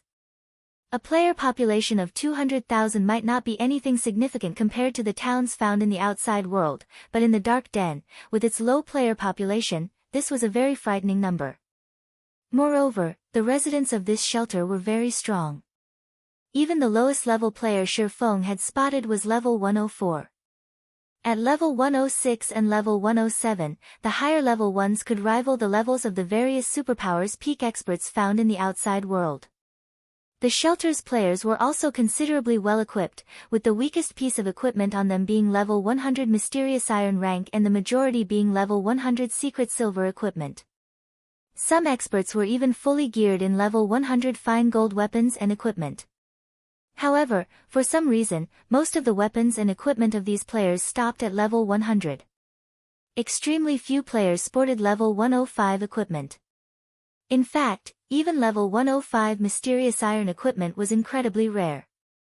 When Shifeng's group arrived at the shelter's entrance, a level 106, Tier 3 female swordsman who looked both beautiful and capable suddenly approached them. "I believe you are Vice Guild Leader Blue Frost's teammates. I have been waiting for you for a long time now," the female swordsman said excitedly. "May I know when Vice Guild Leader Frost will arrive?" Blue Frost? Shifeng could not help growing confused at this situation. The female swordsman before him was considerably strong. Not only was she at the Flowing Water Realm standard, but she was also just one small step shy of the Void Realm standard. When the female swordsman saw the confusion on Shifeng's face, she pointed at the 6-winged emblem he wore and asked strangely, "Are you not Vice Guild Leader Frost's companions?" Read latest chapters at Wuxia World. EU. At this stage of the game, Tier 3 players were still incredibly rare, and Tier 3 players wearing Zero Wing's guild emblem were even rarer. Hence, she had concluded that Shifeng's group should be Blue Frost's companions. "We are indeed companions, but probably not in the way you think we are," Shifeng explained. "So, Vice Guild Leader Frost's team still couldn't make it in time." The female swordsman grew a little dejected when she heard Shifeng's words. Meanwhile, as soon as this female swordsman finished speaking, a clear and pleasant voice suddenly came from a short distance away. "Graceful, I told you long ago that rather than inviting Zero Wing's Blue Frost, it would be much better to invite Crimson Emperor's Vice Guild Leader Fantasy, yet you refused to listen. Now, we're doomed." Chapter 2509, Struggle over a Bronze Teleportation Gate. Purple, why are you here? When the female swordsman named Graceful Monarch turned toward the clear and pleasant voice, joy and surprise flashed across her eyes. In the next moment, a beautiful level 107, tier 3 female elementalist, dressed in light blue robes and holding a dark, purple wooden staff, walked over to Graceful Monarch. Similar to Graceful Monarch, this female elementalist was almost at the Void Realm. However, in the female elementalist's presence, the surrounding mana was much tamer than before, looking as if it had found its owner. The appearance of this female elementalist immediately caught the attention of the surrounding players. Everyone turned to look at her, many of the female players present eyeing her with awe and worship. What? Purple Rakshasa.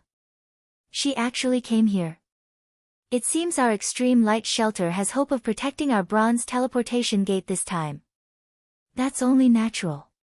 After all, Purple Rakshasa is one of the Dark Den's 3 great elementalists, just like Shelter One's Blue Frost. Although she just got promoted to the position recently, she's not the slightest bit weaker than Blue Frost. With her youth, she might even surpass Blue Frost and become the #1 elementalist in the Dark Denver. As the various experts present looked at the luxuriously dressed Tier 3 female elementalist, they broke into a heated discussion among themselves. The originally tense atmosphere enveloping the shelter also lightened considerably due to her appearance. Purple Rakshasa.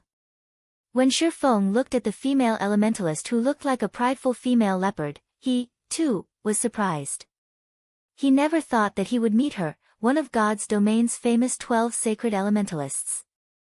During Shifeng's previous life, Blue Frost had served as one of the capable generals of Fantasy Shrine and received the first-rate guild's full support. This was the reason why he had managed to become a Tier 5 expert in God's domain. Purple Rakshasa, however, had spent her entire career in God's domain as an independent player, yet not only did she manage to reach Tier 5, but she had even become one of the publicly acknowledged 12 sacred elementalists. Back then, aside from Tier 6 God-ranked experts, there was nobody capable of doing anything against Purple Rakshasa. The only unfortunate thing was that Purple Rakshasa had not come across sufficient fortuitous opportunities. Otherwise, she might have become a Tier 6 mage god. While Shifeng's group was observing Purple Rakshasa, the latter had simply glanced at Shifeng's group before returning her attention to Graceful Monarch, mindless of the fact that Shifeng's group of 10 consisted entirely of Tier 3 players. Currently, Tier 3 players might still be very powerful, but they were no longer as rare as before. Moreover, there were stark differences between players even after reaching Tier 3, unlike when players were still at Tier 2. The reason for this was the difference in mana body rank. If players merely completed the most basic trial when challenging their Tier 3 promotion quest, their strength would not increase by much. Meanwhile, the majority of the Tier 3 experts she normally saw had gotten promoted to Tier 3 using this method. Such Tier 3 experts might be unreachable existences in the eyes of ordinary players, but for experts of her caliber, such Tier 3 experts were no different from ordinary Tier 2 experts. They merely had a few more basic attributes than their Tier 2 counterparts. The Extreme Light Shelter's bronze teleportation gate is our lifeline to the outside world. If we really let guilds from the outside world monopolize it, then local players like ourselves will be doomed. I naturally have to put in some effort into defending it, Purple Rakshasa said as she faced Graceful Monarch. I understand. But both Blue Frost and yourself are elementalists. The combat power you two can exhibit in a team battle is several times greater than what physical classes like myself are capable of. If we have the two of you helping us, the Extreme Light Shelter will have a much greater chance of successfully defending the bronze teleportation gate, Graceful Monarch said, sighing. If the upcoming battle were merely a small-scale team battle, she would be confident of the Extreme Light Shelter emerging victorious. Unfortunately, the battle over the bronze teleportation gate's management rights was a large-scale war that would involve hundreds of thousands of players. It was not a battle that melee players like herself could hope to make a difference in. However, it was a different story for magical class players. This was especially true for Blue Frost and Purple Rakshasa, two of the Dark Den's 3 great elementalists. Both of them possessed plenty of Tier 3 large-scale destruction spells, which would be extremely valuable in the upcoming war. It was no exaggeration to say that just one of them could contribute as much as several dozen melee experts like Graceful Monarch herself. Otherwise, she wouldn't have sought out Blue Frost to manage the bronze teleportation gate together. Blue Frost's team is indeed very strong. This is especially true if those several lunatics are participating, as well.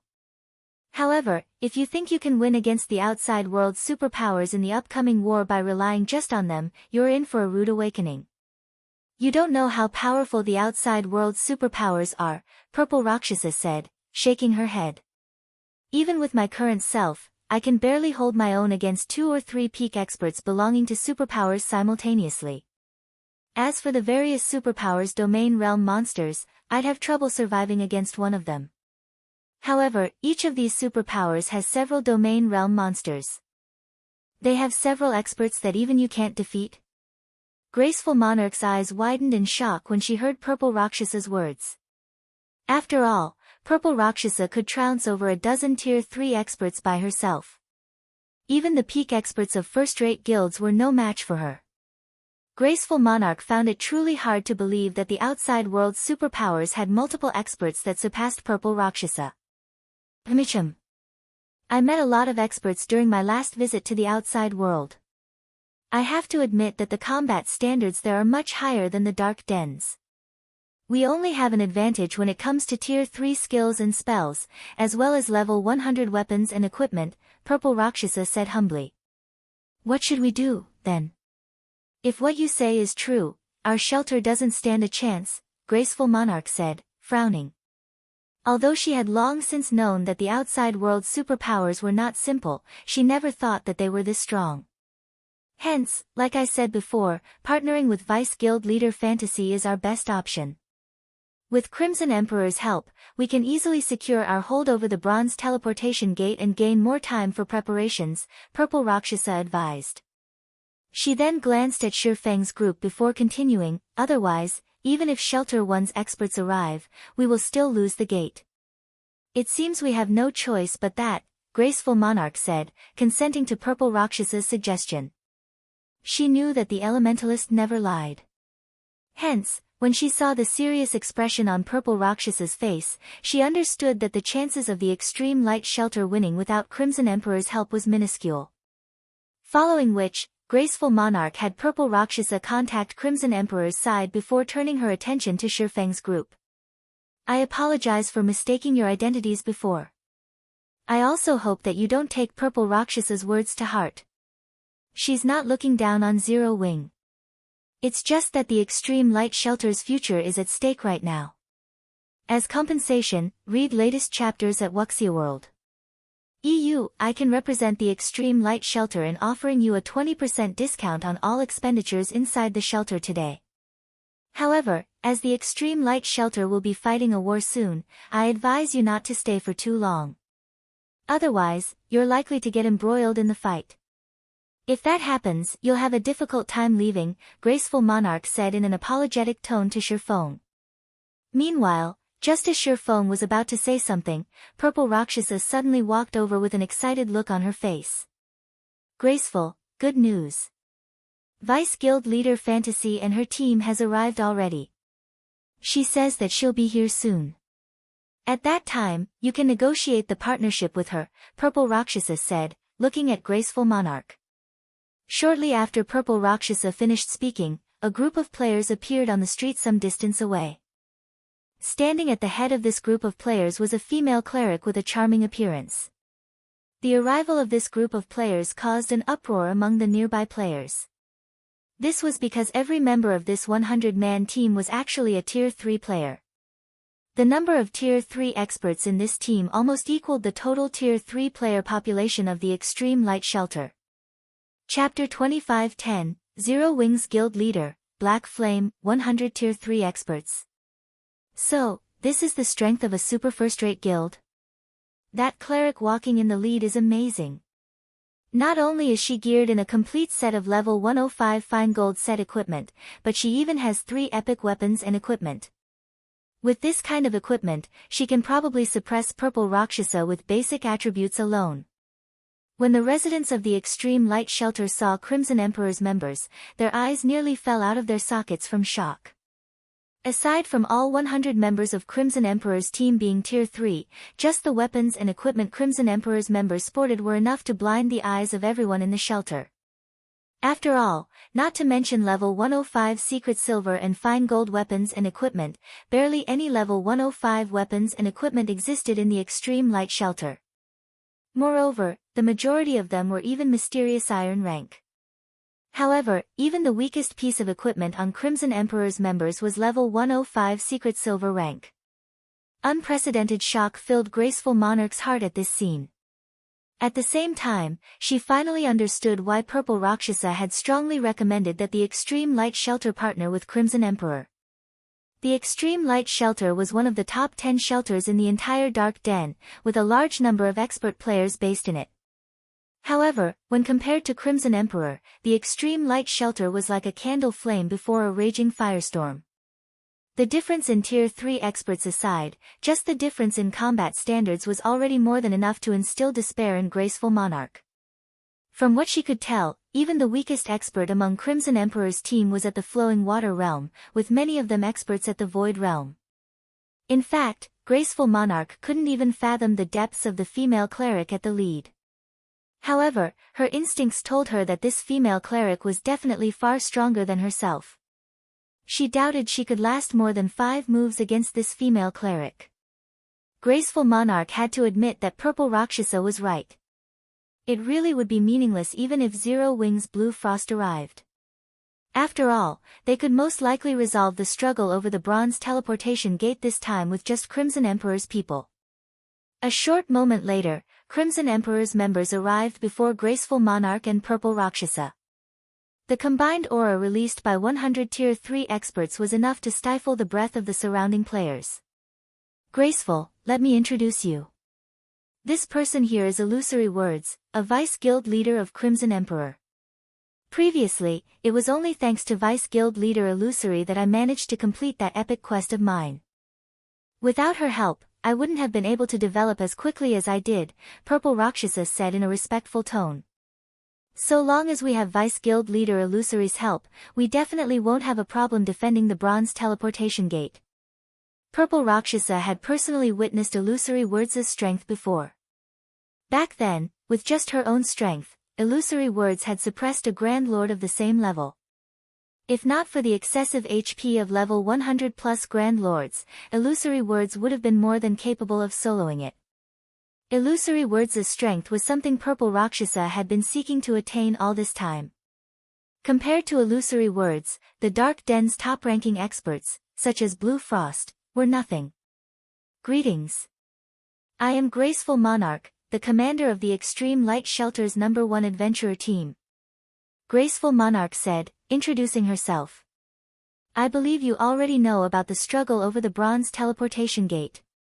On behalf of the Extreme Light Shelter's various adventurer teams, I hope that you can assist us in defending our Bronze Teleportation Gate. The Extreme Light Shelter is willing to offer 30% of the gate's slots to Crimson Emperor for the successful defense of the gate. May I know what you think of this proposal, Vice Guild Leader Illusory? The main function of the Bronze Teleportation Gate was to facilitate travel between the Dark Den and the outside world. However, the gate limited travel to a maximum of 1,000 players daily. It naturally held an incredibly huge temptation for the Dark Den's players and the players of the outside world. As a result, the gate had become the Extreme Light Shelter's main source of income. However, as luck would have it, powers in the outside world had somehow obtained a key that could control the Bronze Teleportation Gate and gained the right to contest for the gate's authority. Fortunately, the Extreme Light Shelter was the one responsible for activating the Bronze Teleportation Gate and held a dominant position over it. Hence, the Extreme Light Shelter could send as many players as it wanted to defend the gate. On the other hand, the key allowed its user to send only a maximum of 5,000 players to contest for the gate. Originally, Graceful Monarch had been relatively confident that the Extreme Light Shelter could protect the Bronze Teleportation Gate all by itself. She had recruited the help of Shelter 1's Zero Wing merely as a precaution. However, after seeing Crimson Emperor's team, she came to understand how mistaken she was. In front of a true superpower, the 100-plus Tier 3 experts the Extreme Light Shelter possessed were nothing but a joke. As for Tier 2 players, they were nothing more than cannon fodder before Tier 3 players. The most they could do was whittle down the stamina of the enemy's Tier 3 players. However, if the extreme light shelter's Tier 3 experts couldn't stand up to the enemy's Tier 3 players, then the efforts of the shelter's Tier 2 players would be for naught. After Graceful Monarch finished speaking, she looked at Illusory Words nervously. Conceding 30% of the gate's slots was already the extreme light shelter's various adventurer teams' bottom line. After all, aside from the slots for the various adventurer teams, the shelter had to sell some to earn the resources and coins for its own development. However, Crimson Emperor would be pivotal to a successful defense of the Bronze Teleportation Gate. The Extreme Light Shelter wasn't the only shelter with a teleportation gate connecting the Dark Den with the outside world. However, its Bronze Teleportation Gate was currently the sole teleportation gate to have a key fall into the hands of a superpower in the outside world. The keys for the other teleportation gates had yet to be discovered. Meanwhile, for a teleportation gate that had its key discovered, the shelter that ruled the gate would face a power struggle once a month. Moreover, the timing of the struggle was the same for all teleportation gates. In other words, Crimson Emperor would be able to help only one shelter at a time. The Extreme Light Shelter might be the only shelter available for Crimson Emperor to partner with right now, but that wouldn't be the case in the future. It was only a matter of time before a power in the outside world discovered the keys of the teleportation gates of the other shelters. At that time, Crimson Emperor would have more, and possibly better, partners to choose from.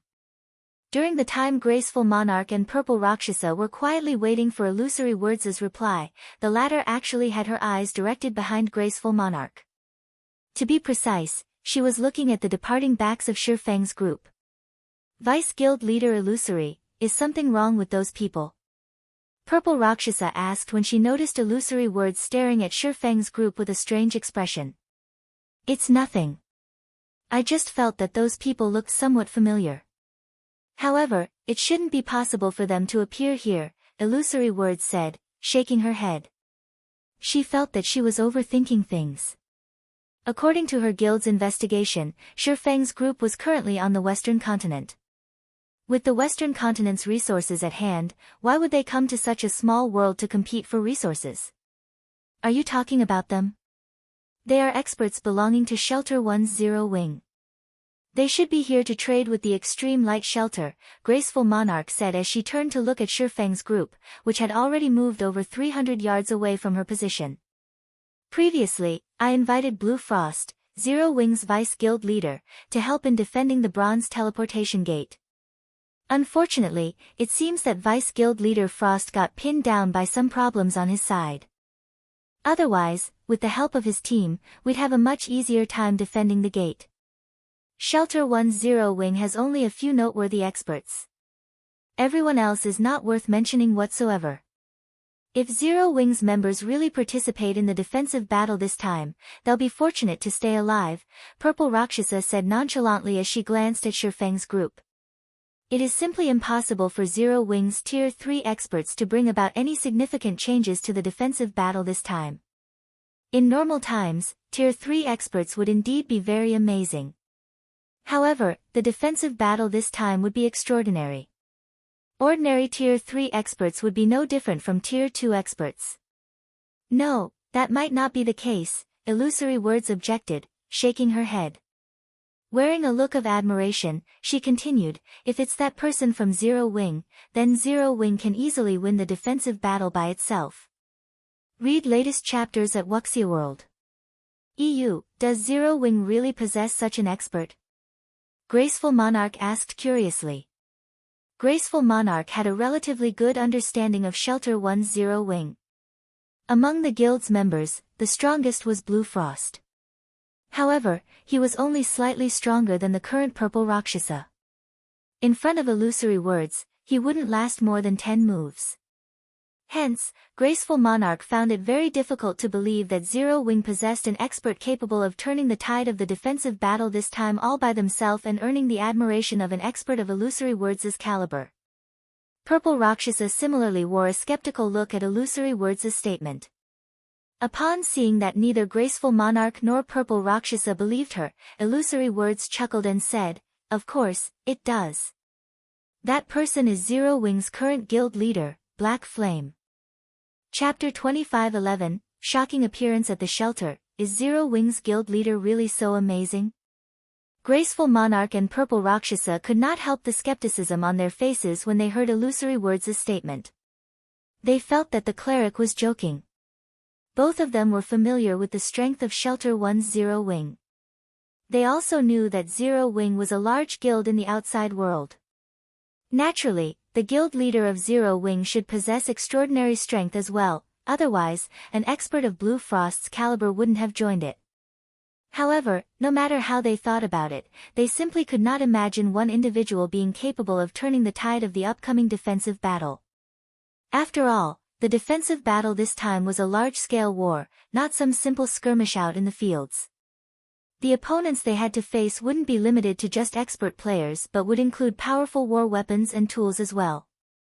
In the face of powerful war weapons and tools, Tier 3 players were no different from Tier 2 players. Unless players had an invulnerability skill, they would almost certainly die upon getting attacked. Mitchum. He is very amazing. It's no exaggeration to call him a true monster, Illusory Words said, nodding. Upon seeing Graceful Monarch's and Purple Rakshasa's skeptical looks, she smiled helplessly and continued, "With my present skills, I wouldn't last more than 3 moves against him." Even you can't last more than 3 moves. Both Graceful Monarch and Purple Rakshasa were astounded at this revelation. Although they couldn't fathom Illusory Words' strength, instinct told them that they had only one viable option if they went up against the cleric. Escape. Aside from escaping, no other option would keep them alive. In fact, the outcome would be the same even if both of them went at her together. However, a monster like Illusory Words was actually saying that she couldn't last more than 3 moves against Zero Wing's guild leader. How could this be possible? If you meet him one day, you'll naturally know whether I am telling the truth or not, Illusory Words said, chuckling. She did not bother elaborating. In response, Graceful Monarch and Purple Rakshasa still maintained a dubious attitude to Illusory Words' statement. However, they did not pursue this matter. Instead, they shifted the conversation to the details of the upcoming defensive battle. During the time Graceful Monarch and the others were discussing among themselves, Shifeng had left the extreme light shelter together with Fire Dance and the others, completely ignorant of the words that Illusory Words had said about him. "Guild leader, are we leaving so quickly? I saw many attribute gemstones on sale at very low prices here.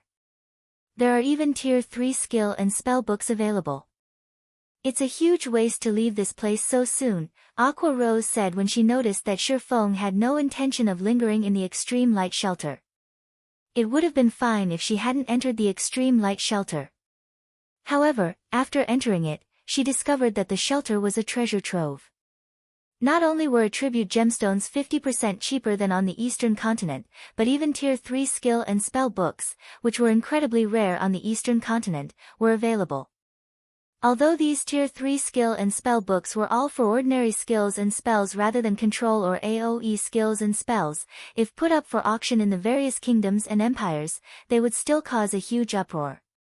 Tons of people would vie to purchase them.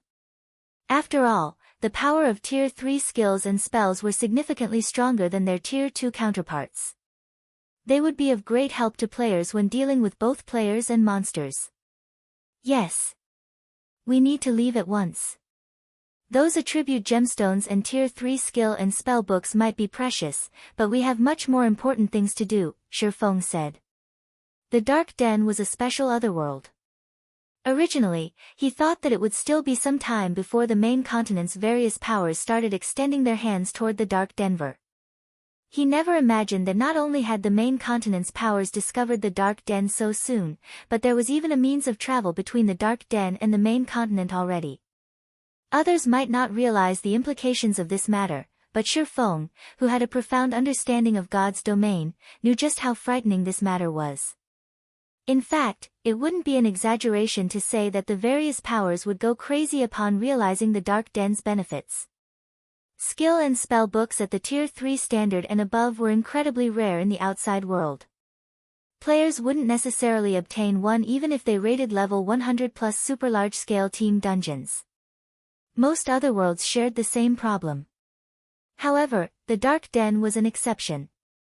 Let alone Tier 3 skills and spells, even Tier 3 taboo skills and curses were relatively easily obtainable here.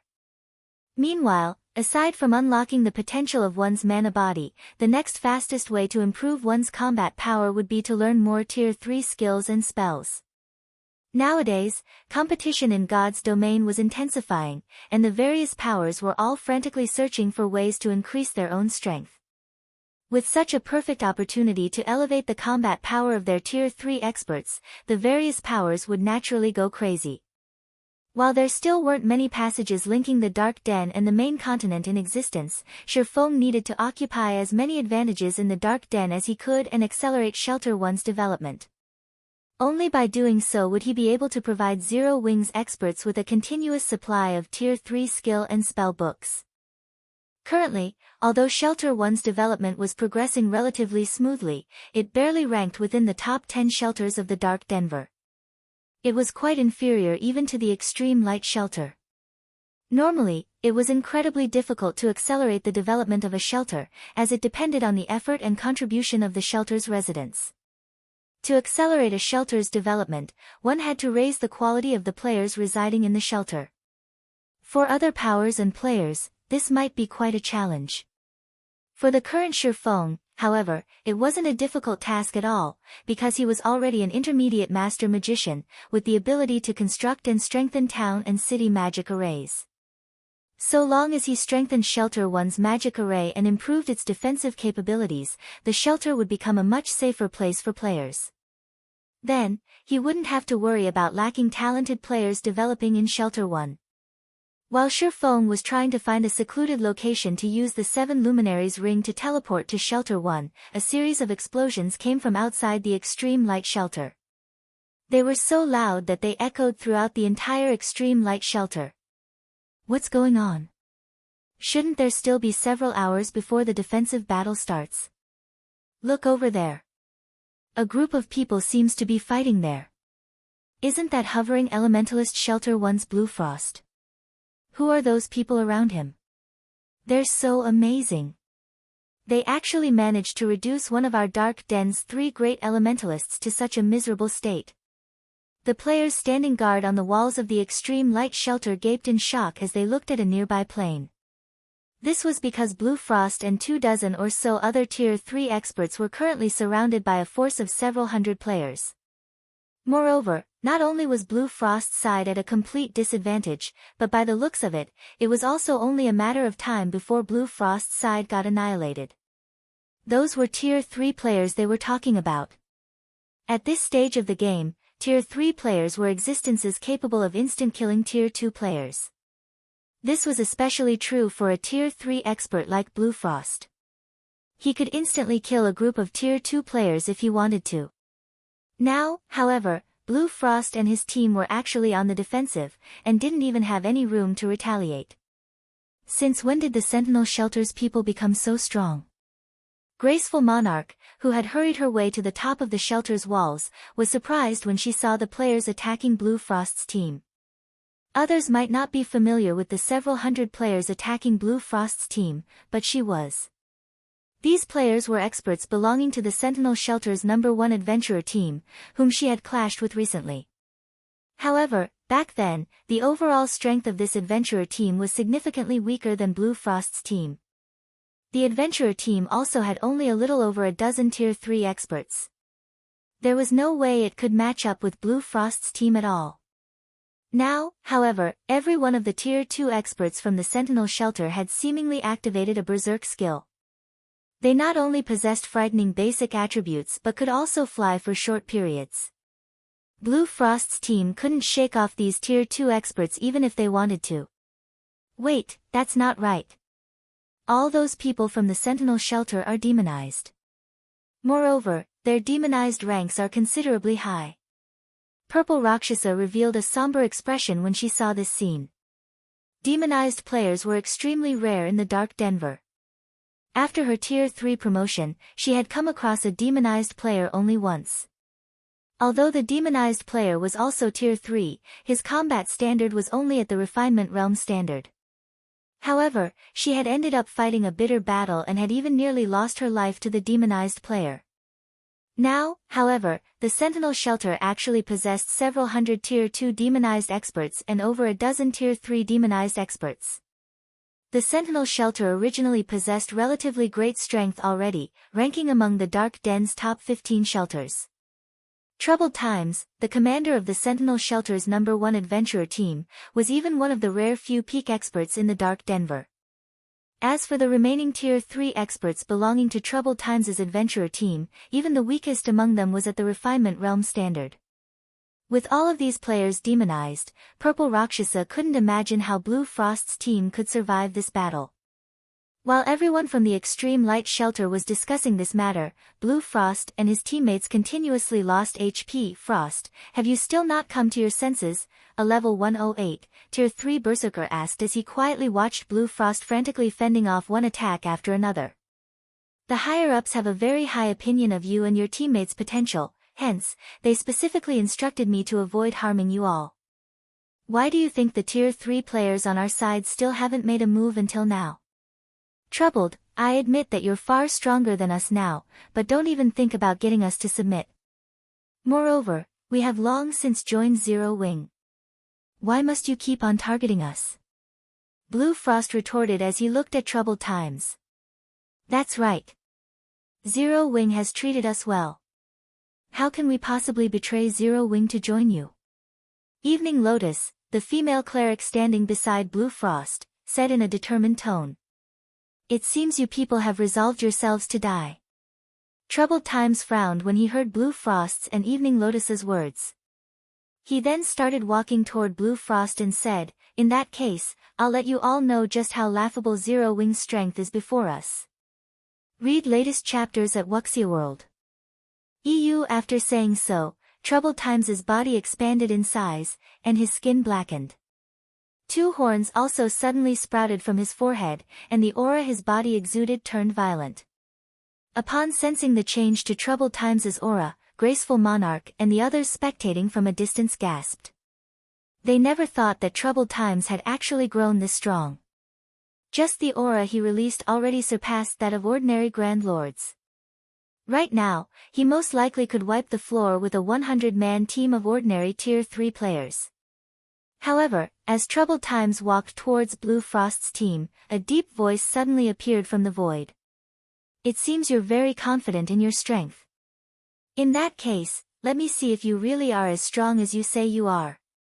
As soon as this voice appeared, everyone turned to look at its origin. Everyone's eyes landed on a spatial gate that had appeared in midair. To be precise, everyone was looking at the cloaked man carrying two longswords walking out of the spatial gate. Chapter 25:12, You're not qualified, who is that guy? He actually arrived here via a spatial gate. How extravagant. Is that guy tired of living? Can't he see that even an expert like Blue Frost is getting cornered? Does he think Troubled Times is a reasonable person? The spectating players inside the Extreme Light Shelter were stunned when they saw Shifeng suddenly appear in the middle of the battlefield. They never imagined that such a situation would occur. Even from several yards away, everyone could clearly sense the frightening aura Troubled Times exuded. The strength he possessed had definitely reached inhuman levels. There was no doubt that the current Troubled Times could defeat Blue Frost in just a handful of moves. In fact, Troubled Times was most likely more than capable of soloing Blue Frost's entire team. Yet, there was actually someone who experienced Troubled Times' domineering strength and still dared to provoke him. A measly Tier 3 player dares oppose our commander. Bastard, you're 100 years too early. I'll let you know now what true strength is. The level 108, Tier 3 shield warrior standing behind Troubled Times bellowed in anger, then raised his shield and axe and charged at Shifeng, determined to let the swordsman know just how powerful the Sentinel Shelter was. This person actually dares provoke Troubled Times just so that he can become famous. With this, nobody in the entire Dark Den can save him. the Sentinel Shelter definitely won't stop hunting him down until he's back to level 0. Wait, that's not right. That person seems to be wearing Zero Wings Guild emblem too. He should be here to rescue Blue Frost's team. What's the point of coming out now? Can't he see just how frightening Troubled Times is right now? Let alone Blue Frost's team, even our Extreme Light Shelter's #1 adventurer team would be no match for Troubled Times. What can a lone person like him possibly hope to accomplish? At this moment, some players with good eyesight noticed the silver, 6-winged emblem pinned on Shifeng's black cloak. However, even after seeing this guild emblem, nobody felt optimistic about this situation. Everyone merely sighed at or ridiculed Shifeng's actions. Before today, with Zero Wings' help, Shelter 1 definitely had a chance to grow into one of the Dark Den's top 3 shelters. However, now that Shelter 1 was faced with the overbearing Sentinel Shelter, it was fated to fall into oblivion. He shouldn't have gone, Graceful Monarch, who was spectating atop the Extreme Light Shelter's wall, muttered to herself. She was initially surprised when she saw Shifeng making an appearance on the battlefield. Afterward, however, she could not help but shake her head and sigh. In the eyes of Tier 2 experts, Shifeng, who was a Tier 3 player, would indeed be considered very strong. However, his current opponents were the Tier 3 demonized experts from the Sentinel Shelter. It seems he has quite the backbone. Purple Rakshasa was surprised as she watched Shifeng land before Troubled Times. However, if even Blue Frost is struggling against the Sentinel Shelter, what can that guy possibly hope to accomplish?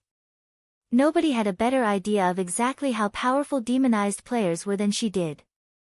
Demonized players' basic attributes and physique far surpassed those of regular players of the same tier. One could say that, at this point in time, aside from illusory words, nobody in the entire Extreme Light Shelter could pose a challenge to the Sentinel Shelter. Unfortunately, there was no reason for someone of illusory words' stature to interfere in such an affair. However, when Purple Rakshasa turned to Illusory Words, who stood beside her, she noticed a heavy and shocked expression appear on Illusory Words' face. It was as if the cleric had just seen a ghost. Why is he here? Illusory Words muttered, her eyes wide with astonishment. Right now, the shock she felt was obvious even to the ordinary players present. Vice Guild Leader Illusory. Purple Rakshasa could not help growing curious as she looked at Illusory Words. Previously, Illusory Words had maintained her composure when bathed in Troubled Times' imposing aura. Now, however, Illusory Words actually looked shaken after seeing an ordinary Tier 3 swordsman who exuded not the slightest bit of aura. This situation was simply unbelievable. Vice Guild Leader Illusory, do you know that person? Graceful Monarch asked. She, too, could clearly sense Illusory Words losing her composure. Previously, Graceful Monarch had already carefully observed Shifeng and understood that he possessed considerable strength. However, it was not at a level where experts of her caliber needed to pay much attention. The only thing she found noteworthy about Shifeng was that he was an expert of Zero Wing. However, if even Blue Frost, a Vice Guild leader of Zero Wing, had failed to gain her Illusory Words' interest, how could a measly Tier 3 expert from Zero Wing possibly do so? I do. Of course, I do, Illusory Words said, a smile blooming on her face when she saw the curious gazes Graceful Monarch and Purple Rakshasa were directing at her. He's the person I told you about before. He's Zero Wing's guild leader, Black Flame. As soon as Illusory Words mentioned the name of Black Flame, Graceful Monarch and Purple Rakshasa were momentarily stunned. Vice Guild Leader Illusory, you're saying that he is Zero Wing's guild leader? Purple Rakshasa instinctively denied the truth of Illusory Words' statement. How is that possible? I met him before. Let alone the aura of a Tier 3 player, even the mana fluctuations he is giving off are very weak for a Tier 3 player. How can he possibly be the monster you mentioned? In God's domain, all expert players would exude an aura of strength. After they reached Tier 3, the mana fluctuations their bodies caused would also become much more difficult to hide. Moreover, even if a player managed to conceal those mana fluctuations, an expert's instincts would still warn them if they were standing before an opponent with monstrous strength. Take illusory words, for example. Despite illusory words having concealed her strength completely, Purple Rakshasa's instincts still warned her against fighting the cleric. However, Purple Rakshasa could not sense anything from Shurfeng. In her mind, Shurfeng was the textbook example of an ordinary Tier 3 player. So, he is that rumored guild leader of Zero Wing? Graceful Monarch muttered doubtfully as she looked at the distant Shurfeng. Similar to Purple Rakshasa, she found illusory words' statement incredible and suspected it was a joke. The black flame illusory words mentioned was Zero Wing's guild leader. Even if he wasn't as strong as illusory words said he was, he should, at least, be stronger than Blue Frost and his teammates. Otherwise, with the personalities of Blue Frost and the others, they definitely wouldn't be willing to submit themselves to his command. On the other hand, someone of illusory words' stature had no reason to play jokes on experts like them. While Purple Rakshasa and Graceful Monarch were half-doubting illusory words' statement, Blue Frost suddenly exclaimed in bewilderment. Guild leader. Although Blue Frost did not speak very loudly, his words swept through the battlefield, and subsequently, the extreme light shelter, like a typhoon. What? He really is Zero Wing's guild leader? Purple Rakshasa and Graceful Monarch goggled in shock upon hearing Blue Frost's words. They never thought that Shurfeng, who looked like the average passerby, would actually be the person responsible for recruiting experts like Blue Frost and his teammates, as well as the monster that illusory words admired. Originally, they thought that, with the several hundred yards separating illusory words and Shurfeng, the cleric might have recognized the wrong person. However, such a mistake was definitely impossible for Blue Frost. Setting aside the fact that Blue Frost possessed the extraordinary body of a Tier 3 player, he was one of Zero Wing's vice-guild leaders. He might as well resign from his position if he couldn't recognize his own guild leader at that proximity. Everyone from the Sentinel shelter was also dumbfounded at this scene. They never thought that this rude intruder would actually be Zero Wing's guild leader. Are you kidding me? How can this weak bastard be Zero Wing's guild leader? They knew very clearly what kind of strength and potential Blue Frost and his teammates possessed. In their opinion, the person responsible for recruiting Blue Frost's group had to be a dragon among men. Otherwise, how could that person have persuaded an expert of Blue Frost's caliber to join Zero Wing? Upon sensing the skeptical looks everyone was giving him, Shurfeng could not help a bitter smile. Previously, he had become so famous that everybody knew about him. Now, however, this group of people was actually questioning his identity. Read latest chapters at Wuxia World. EU, so, you're Zero Wing's guild leader. However, what about it? Whether it is you or Blue Frost's group, none of you will be leaving this place alive. The level 108, Tier 3 shield warrior who was charging at Shurfeng remained unfazed, even after finding out Shurfeng's identity. Instead, he proceeded to activate Brutal Collision and rammed his shield at Shurfeng. However, before the level 108 shield warrior could reach Shurfeng, a lithe figure suddenly appeared behind the shield warrior, catching him unawares. The snowy short sword this lithe figure wielded then transformed into a black streak of light that pierced through the shield warrior's armor and stabbed straight into his heart.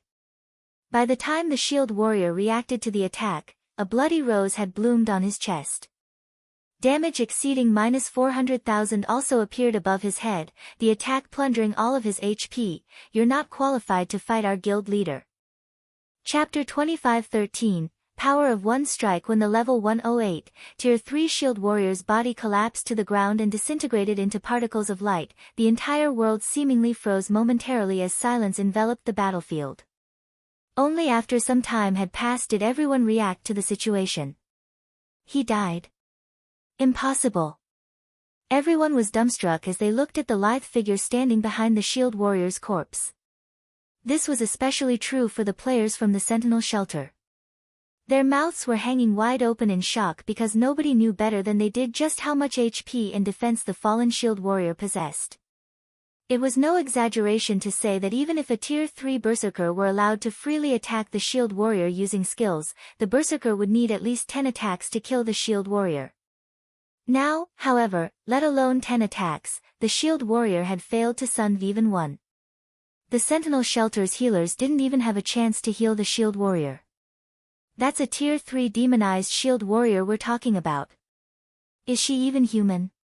Purple Rakshasa could not help her astonishment as she stared at Fire Dance, who was slowly walking up to Shurfeng. Purple Rakshasa had clashed with a Tier 3 demonized expert before, so she knew exactly how powerful Tier 3 demonized experts were. Their high defense and HP aside, just their physique granted them reaction speeds far superior to Tier 3 human players. However, Fire Dance had attacked and instantly killed the demonized Shield Warrior without the Shield Warrior even reacting. Fire Dance's reaction speed and attack power were simply unheard of. She's actually so strong. When Graceful Monarch looked at Fire Dance's distant figure, shock and excitement flashed across her eyes. Power. Violence. The suffocating strength Fire Dance displayed was something Graceful Monarch was constantly seeking to attain.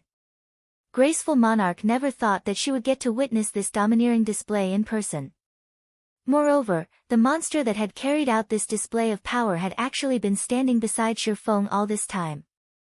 At this moment, let alone Graceful Monarch and the other distant spectators, even Blue Frost and his teammates, who stood behind Shurfeng, were stunned by this situation. They never imagined that the people from Zero Wing's main branch would be this powerful. Meanwhile, Troubled Times, who had been silently observing Fire Dance all along, similarly wore an astonished expression on his face. I truly did not expect Zero Wing to have such an expert hidden. No wonder you dare to hinder us, Troubled Times said as he shifted his gaze back to Shurfeng. However, if you think you can stop the Sentinel Shelter with just this much strength, I'm afraid you're sorely mistaken. As soon as Troubled Times finished speaking, the 17 Tier 3 experts behind him promptly took on a demon form. The frightening aura they released enveloped the entire battlefield and evoked dread even in experts like Blue Frost. Although these Tier 3 demonized experts numbered only 17, the combined pressure they gave off easily surpassed that of the Sentinel Shelter's several hundred Tier 2 demonized experts. It seems Troubled Times is getting serious. A somber expression appeared on Purple Rakshasa's face when the Sentinel Shelter's Tier 3 experts demonized. The Shield Warrior that previously took action was only at the refinement realm. His combat standard was also the weakest among the Sentinel Shelter's Tier 3 experts present. Meanwhile, if every one of the Sentinel Shelter's Tier 3 experts attacked together, even Fire Dance would not be a match for them. After all, this was a team battle, not a one-on-one duel. Not only could players reduce their defensive blind spots by working with teammates, but they would also have a much easier time striking at the enemy's weak points. Not to mention, the assassin class was at its strongest when it was in stealth. So long as an assassin was discovered, their combat power would be halved. Meanwhile, at this point, Troubled Times and the others had already noticed Fire Dance's existence. She wouldn't have another opportunity to launch a sneak attack. In the next moment, the 17 Tier 3 demonized experts rapidly closed in on Shurfeng's group, their positioning leaving Fire Dance no chance to fight them one-on-one. At the same time, every one of them used their trademark moves. Tier 3 spell, Shadow Puncture. Tier 3 skill, Chaotic Slash. Tier 3 skill, Shadow Raid. Tier 3 spell, Flame Dragon Bind. Over a dozen skills and spells flew at Shurfeng's group. Seeing all these powerful attacks approaching them, Blue Frost and the Zero Wing members with him could not help but despair. Not only did every one of these skills and spells possess power close to the Tier 4 standard, but these skills and spells also overlapped into a perfect assault that had no holes to exploit. It simply wasn't an attack that players could block or dodge. However, contrary to everyone's expectations, Fire Dance did not use Vanish or Wind steps to defend herself even after seeing these perfectly coordinated attacks. Instead, she simply stood beside Shurfeng, showing no intention of taking action whatsoever. It was as if the coordinated attacks of the Tier 3 demonized experts did not exist in her eyes at all. Just when the demonized experts' skills and spells were about to reach Shurfeng and Fire Dance, Shurfeng suddenly took action. Swords Orbit. A galaxy of stars immediately appeared, with Shurfeng as the center, the stars striking down the approaching skills and spells, one after another. From afar, the attack seemed to disappear automatically upon reaching within 10 yards of Shifeng. Let alone damaging Shifeng, none of them managed to cause him to stumble by even one step. Impossible. He blocked them all. Upon seeing Shifeng shattering their assault, the Tier 3 demonized experts were dumbfounded.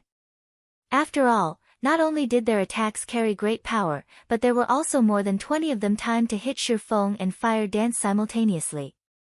Every one of these attacks was also aimed at the pair's defensive blind spots. Unless Shifeng and Fire Dance used an invulnerability skill, they should have taken damage. It's my turn now. Since the Sentinel Shelter's players had stopped attacking, Shifeng unsheathed the Abyssal Blade and brandished the magic weapon at the 17 Tier 3 demonized experts. Lightning Flash. In the next moment, pitch-black sword lights wrapped in dense mana struck the demonized experts like pitch-black lightning arcs. Peng! Peng! Peng! A series of explosions reverberated throughout the battlefield. At the same time, the 17 Tier 3 demonized experts went flying backward, each of them losing over -100,000 HP. When they landed, their hands and weapons they wielded trembled uncontrollably. Is he a monster? The spectating players gasped upon seeing this scene.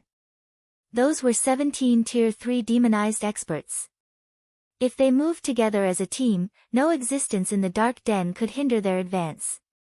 Even the mighty Tier 4 mythic monsters were no exception. Now, however, Shifeng had actually repelled all these experts with a single move. Moreover, he had even injured them quite heavily. Before everyone could snap out of their daze, Shifeng brandished Killing Ray once more. This time, though, he directed his attack toward Troubled Times over 30 yards away. First sword, Lightshadow. Immediately, the phantom of a gigantic greatsword appeared in midair. When it descended on Troubled Times, it looked as if a mountain was falling toward the berserker.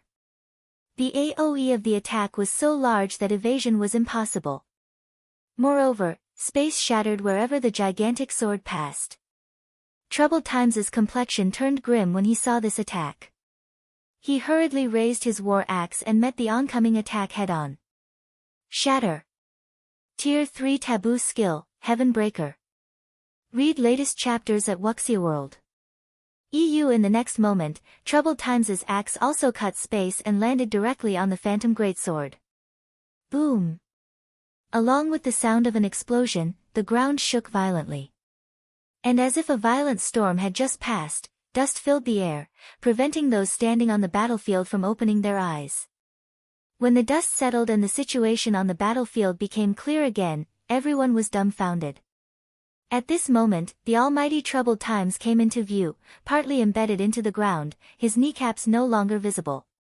At the same time, the ground within a 10-yard radius of the berserker had also sunk by over a meter. As for Troubled Times himself, he had also lost more than 1/5 of his HP. Chapter 25:14, Not to be trifled with. As the dust settled on the battlefield, the watching players from the extreme light shelter, who had assumed that Shifeng's group was in for a bitter battle, were dumbfounded as they stared at Troubled Times embedded in the ground. Is he really a Tier 3 player? They had all felt Troubled Times' aura after he had taken on his demon form. It was strong enough to rival Grand Lords of the same level. Combined with the Berserker's profound combat techniques, he could kill Tier 3 experts with little to no effort. Tier 3 players had no hope against him. Only experts who had reached Tier 4 would have the power to suppress a monster like Troubled Times. And yet, Shifeng, who looked ordinary and didn't even have the aura of a Tier 3 player, had overwhelmed the Berserker with brute strength.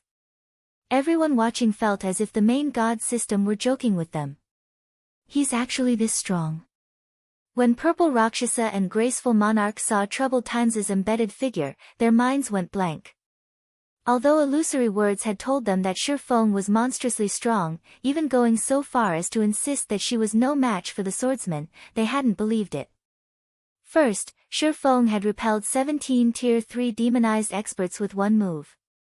Then, he had used another move that tore space apart and left Troubled Times heavily injured. The man's strength was simply unheard of. With just this ridiculous strength, Shifeng was more than capable of making fools of 100 Tier 3 players. When demonized, Troubled Times enjoyed inhuman basic attributes.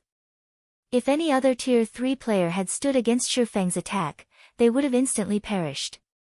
In other words, Shifeng was powerful enough to instant-kill Tier 3 players. There was almost no difference between Tier 2 and Tier 3 before him. At most, Tier 3 players were slightly stronger ants. Purple Rakshasa and Graceful Monarch now, more or less, understood why Illusory Words admired Shifeng, declaring that he alone could change the tide of the upcoming war. Sure enough, he's grown stronger. While Illusory Words watched Shifeng, who stood proudly among the Sentinel Shelter's players, she couldn't contain her bitter smile. After the battle on Dragonheart Island, the various superpowers had recognized Shifeng as a peerless monster, one not to be provoked, but they had continued their development since then. Adding to the fact that they had stronger foundations than Zero Wing, Illusory Words had been sure that she should have caught up to Shifeng a little. She had never imagined that the distance between her and the swordsman had grown.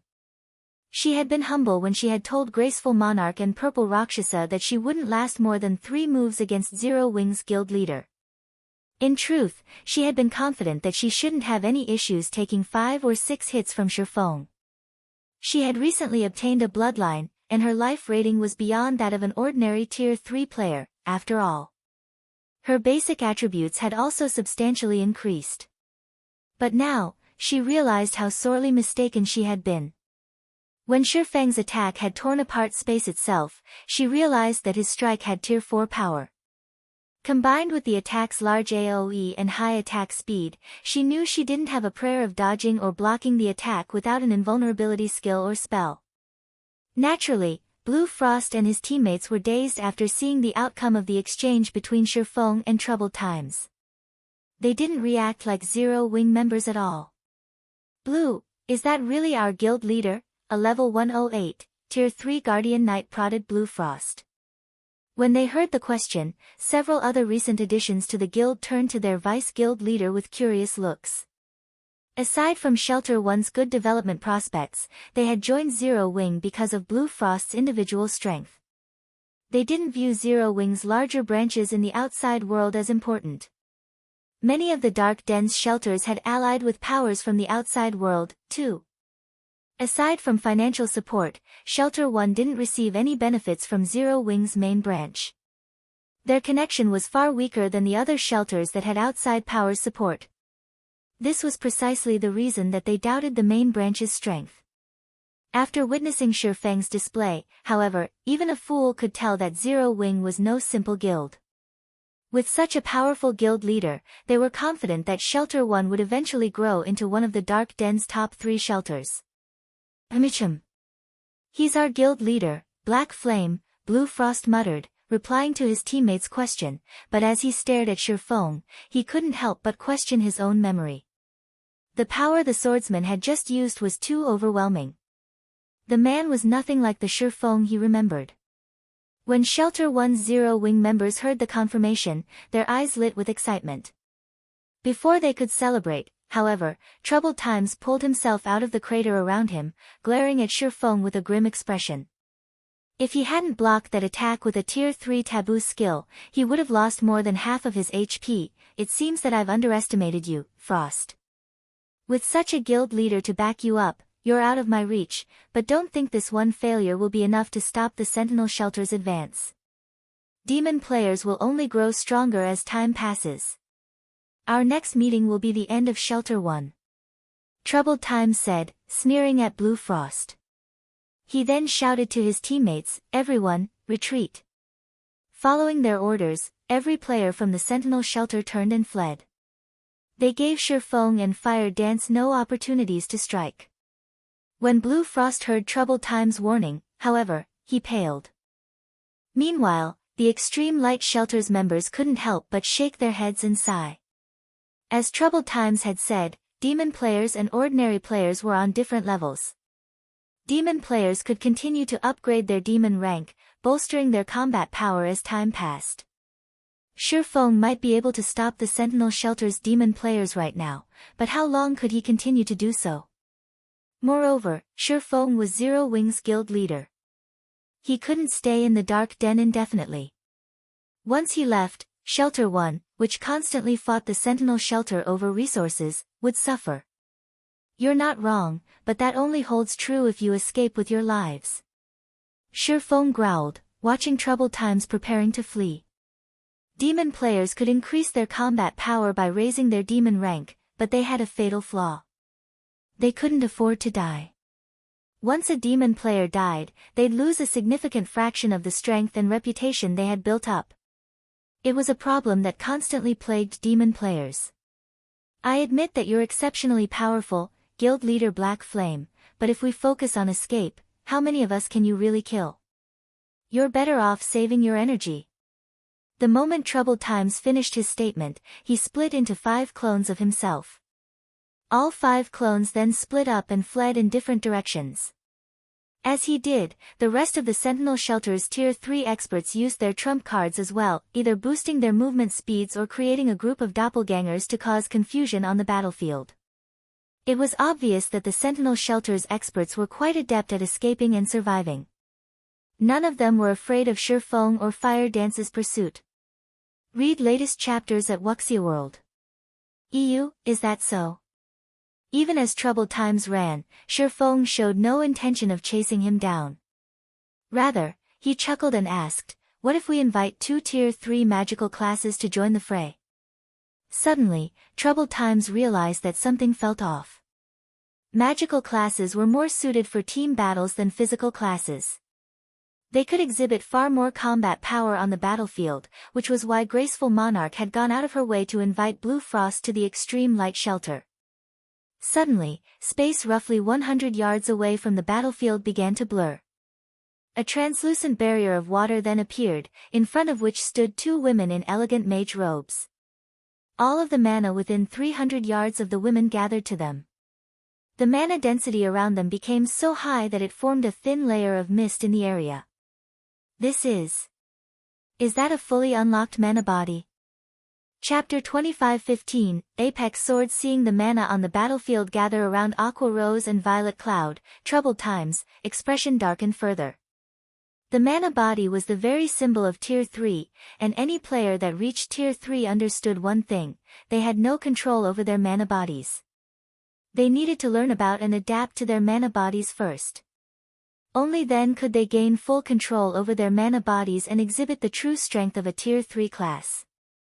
However, it wasn't easy to unlock a mana body's full potential. Very few Tier 3 experts had even begun. And yet, 2 experts with fully unlocked mana bodies had joined the fight, and both were magical class players. What? This can't be true, can it? They've already unlocked their mana body's full potential. What kind of guild is Zero Wing? Intense shock flashed in Graceful Monarch's and Purple Rakshasa's eyes as they stared at the distant Aqua Rose and Violet Cloud. Zero Wing was already amazing to have a monster like Shifeng, but now, they learned that the guild had 2 magical class experts with fully unlocked mana bodies, as well. What was up with this? Even at this stage of the game, it was incredibly unlikely that the various superpowers would have a single expert with a fully unlocked mana body, yet Zero Wing had 2. How did they do it? Even Illusory Words stared with wide, shocked eyes. She couldn't bring herself to believe what she was seeing. Since more of the various superpowers members had begun to reach Tier 3, these superpowers had shifted their focus toward helping their Tier 3 members unlock their mana body's potential, rather than nurturing more Tier 3 players. Controlling one's mana body wasn't like controlling the physical body, however. Players' mana control needed to be excellent to accomplish the task. Unlocking one's mana body required such high mana control that even magical class players, who often manipulated mana, only had a small edge over physical class players. Unlocking a mana body's potential was a gradual process. Players needed to conduct repeated experiments, slowly learning how their mana bodies operated. This process was impossible to skip since every player had a different mana body. The current top player in Crimson Emperor had only unlocked 35% of their mana body's potential, and the guild's remaining Tier 3 experts hadn't even unlocked 1%. As one unlocked more of their mana body, the process became more difficult. Based on Crimson Emperor's estimates, a Tier 3 player should need 2 or 3 months, at least, of relentless effort to unlock their mana body's full potential, notwithstanding any fortuitous encounters. And now, Illusory Words learned that Aqua Rose and Violet Cloud had both fully unlocked their mana bodies. How could she possibly believe this? Moreover, the mana the two women commanded was truly frightening. Despite standing several hundred yards away, Illusory Words could sense the torrent of mana flowing toward them. It felt like watching whales take a breath of air. Those two women were practically moving mana engines. Before anyone could recover from their daze, Aqua Rose and Violet Cloud had finished chanting the final verses of their incantations. As they did, a blue, twofold magic array appeared above the battlefield, covering a 100-yard radius. Meanwhile, several hundred silver magic arrays manifested around Violet Cloud. Tier 3 Super Spell, Frostburst Waterfall. Shadow Rage. With the help of their mana bodies, the women's spells drained all of the mana in a 400-yard radius. Suddenly, countless ice shards rained down from above, and as they passed, space froze. Any Tier 2 demonized player these ice shards encounter transformed into ice sculptures and died instantly. When the ice touched a Tier 3 demonized expert, they plundered 1/3 of their HP. While Aqua Rose's ice covered the battlefield, the Shadow Blade's Violet Cloud's Shadow Rage danced among the fleeing demon players. Not only had her mana body strengthened her Shadow Blades, but the fragmented legendary ranked Magic Light pendant did so as well. 300 Shadow Blades, with power approaching the Tier 4 standard, struck the Sentinel Shelter's fleeing members. The blades were so powerful that not even Tier 3 experts could block them without taking some damage. The Tier 2 players didn't even have time to resist before they died. For a time, the several hundred fleeing players from the Sentinel Shelter transformed into ice sculptures or were shredded by the Shadow Blades. They all transformed into particles of light. Not even the running Tier 3 experts could escape death. Despite the world of ice and light the battlefield had become, none of the Extreme Light Shelter's spectating players found the scene beautiful. They only felt fear and dread as they gazed at the destruction. Everyone already knew that magical class players could exhibit far greater combat power on a battlefield than physical class players, but they couldn't help the shock they felt as they watched the two women destroy their enemies. Aqua Rose and Violet Cloud had only used a total of 2 spells, after all. Despite such a large-scale bombardment, not only hadn't the women's attacks harmed their allies, but they had also drastically reduced the number of players from the Sentinel Shelter. Only 4 seconds had passed since they had cast their spells, yet they had slain over 200 players. Moreover, the death toll climbed as more time passed. Not even a 100-man team of Tier 3 experts would prove this effective. Every player that had come from the Sentinel Shelter was a demonized player. Even their Tier 2 members had combat power nearly on par with a Tier 3 players after transforming into their demon form. Just landing a hit was a struggle for Tier 3 players, much less killing them. Moreover, demonized players possessed far higher HP, defense, and magic resistance than human players. At most, a Tier 3 skill or spell would deal high damage to these players. It would take a lot more to instant kill them. However, Aqua Rose and Violet Cloud's spells had instant killed the Sentinel Shelter's Tier 2 players, giving the enemy healers no chance to help them. Moreover, the absurd damage the spells dealt wasn't the most frightening aspect about them. What truly amazed everyone was the fact that those spells seemed like they had a life of their own, always targeting players' blind spots. Only Refinement Realm experts and above had any chance of blocking them. Everyone else would have to bear the full brunt of the projectile's hits. Black Flame. Troubled Time's eyes bulged as he watched one subordinate after another fall. Every player he had brought with him was an expert from the Sentinel Shelter, and they all played crucial roles in the shelter. The berserker skidded to a stop and pulled a gigantic, pitch-black crystal from his bag. Maddened, he shouted, "Since you won't let my people live, I'll take you down with us." With that statement hanging in the air, Troubled Times shattered the crystal. Suddenly, dark clouds formed above the plain, and a colossal spatial tear split the sky. A gigantic hand, as large as a mountain, then reached through the tear. Both Blue Frost's team and the players from the extreme light shelter watched in horror. What? The Demon King's hand? How does he have that tool?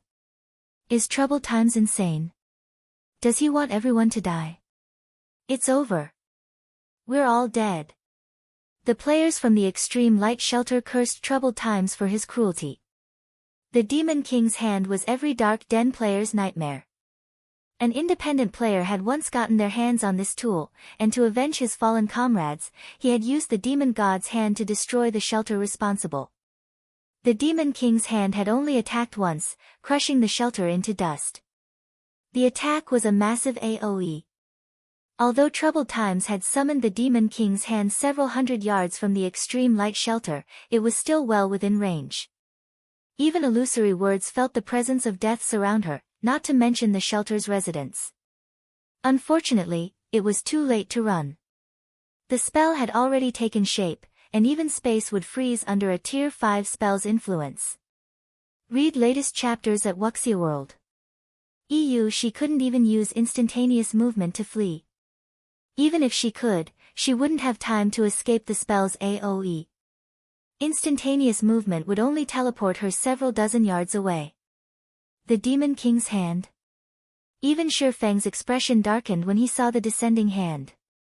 He immediately activated disintegration power, forcing himself to Tier 4 before he leaped into the air, raising Killing Ray above his head with both hands. Block it. First Sword, Lightshadow. Chapter 25:16, Legend of the Dark Den. As Shifeng jumped into the air, the phantom of a gigantic greatsword encompassed his sacred sword. Shifeng swung the ghostly weapon at the descending Demon King's hand, stupefying the spectating players who had begun to despair. Is he really trying to block the Demon King's hand? Graceful Monarch was shocked as she watched Shifeng leap into the air. The Demon King's hand had Tier 5 power. Not even the extreme light shelter's defensive magic array could stop that attack. At this stage of the game, this spell was unstoppable.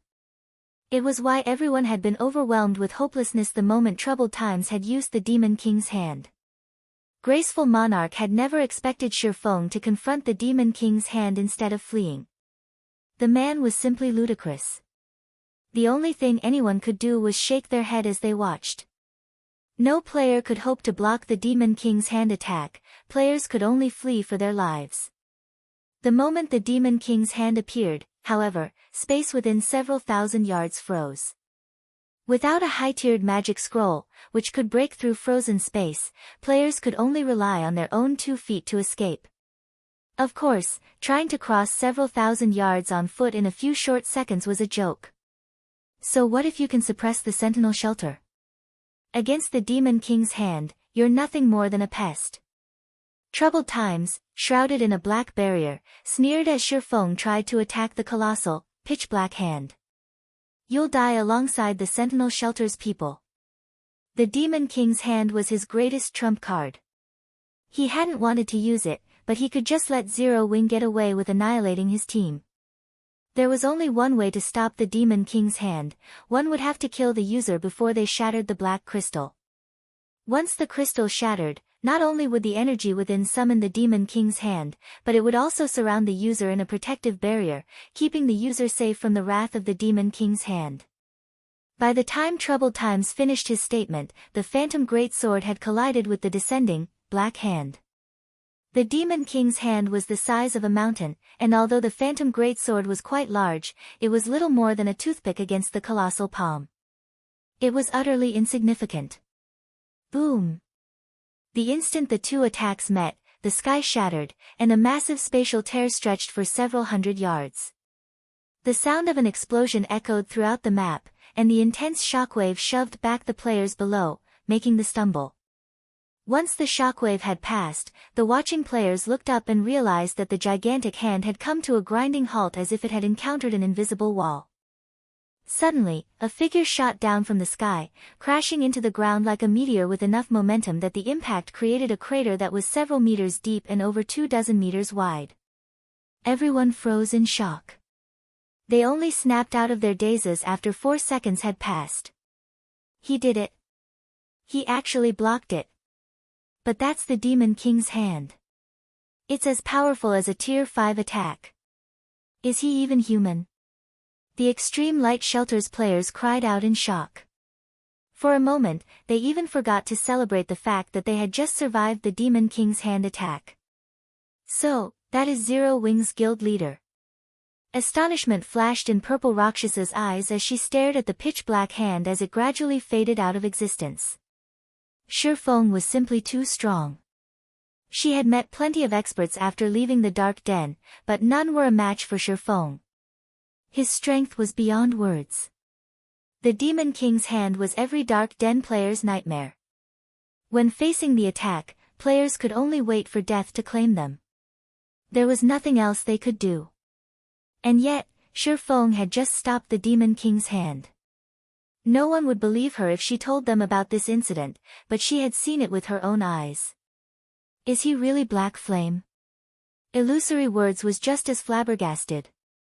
She could hardly believe what she had just witnessed. They were talking about a Tier 5 attack. Not even one of the outside world's guild cities would survive such an attack, much less a stronghold like the Extreme Light Shelter. If the Demon King's hand had been successful, nothing would have remained of the city's defensive magic array and walls. However, Shifeng had blocked the attack and saved them all. Only the 5 great super guilds' true monsters were likely capable of accomplishing such a feat impossible. How can anybody block that thing? Troubled Times was dazed as he watched the Demon King's hand dissipate. His mind instinctively refused to accept the situation. A Tier 5 Demon King's attack could even vaporize Tier 4 players, much less Tier 3 experts. It shouldn't be possible for current players to block the attack. But no matter how hard the Berserker rubbed his eyes, he couldn't change the fact that the gigantic, pitch-black hand was fading away. It was obvious that the hand had exhausted the energy that had summoned it, and it couldn't sustain itself on this plane of existence. While everyone struggled with their shock and elation over the Demon King's hand's disappearance, a figure pulled itself from the massive crater in the middle of the battlefield. It was none other than Shifeng, who had intercepted the attack. He was clearly in a miserable state.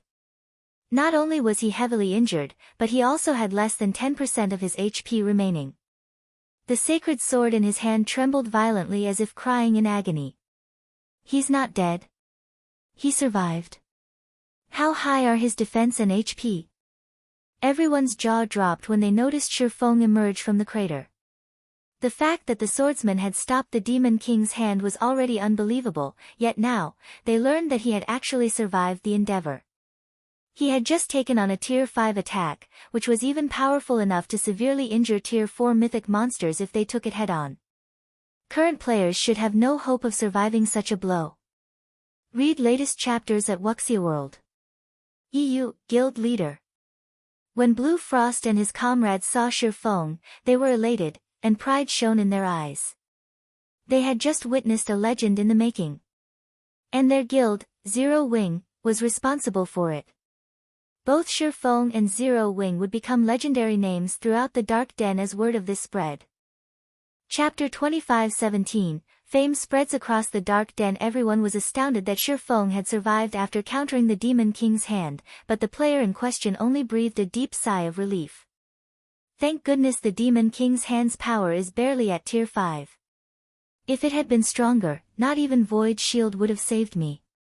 Glancing at his HP bar, Shifeng realized he had very nearly lost his life. Had an expert with a fully unlocked mana body summoned the Demon King's hand instead of Troubled Times, he wouldn't have even had a chance to resist. In God's domain, magic tools' effects varied depending on the state of a player's mana body. When a player with a locked mana body used a magic tool, its effects would be minimized, but if a player used their mana body's mana to activate a magic tool, they could elevate its power. If a Tier 5 expert had used the Demon King's hand, they would have likely boosted its power to the peak of Tier 5. Fortunately, Troubled Times hadn't unlocked his mana body's full potential yet. With his disintegration armor's help, Shifeng had forced himself to Tier 4, but his strength was nowhere near Tier 5, even after using Holy Annihilation's first sword. At best, his Lightshadow had peak Tier 4 power. To attack with Tier 5 strength, he'd have to master the second sword, Holy Devour. A large part of the reason for his miserable state was the fact that he hadn't yet perfected Lightshadow.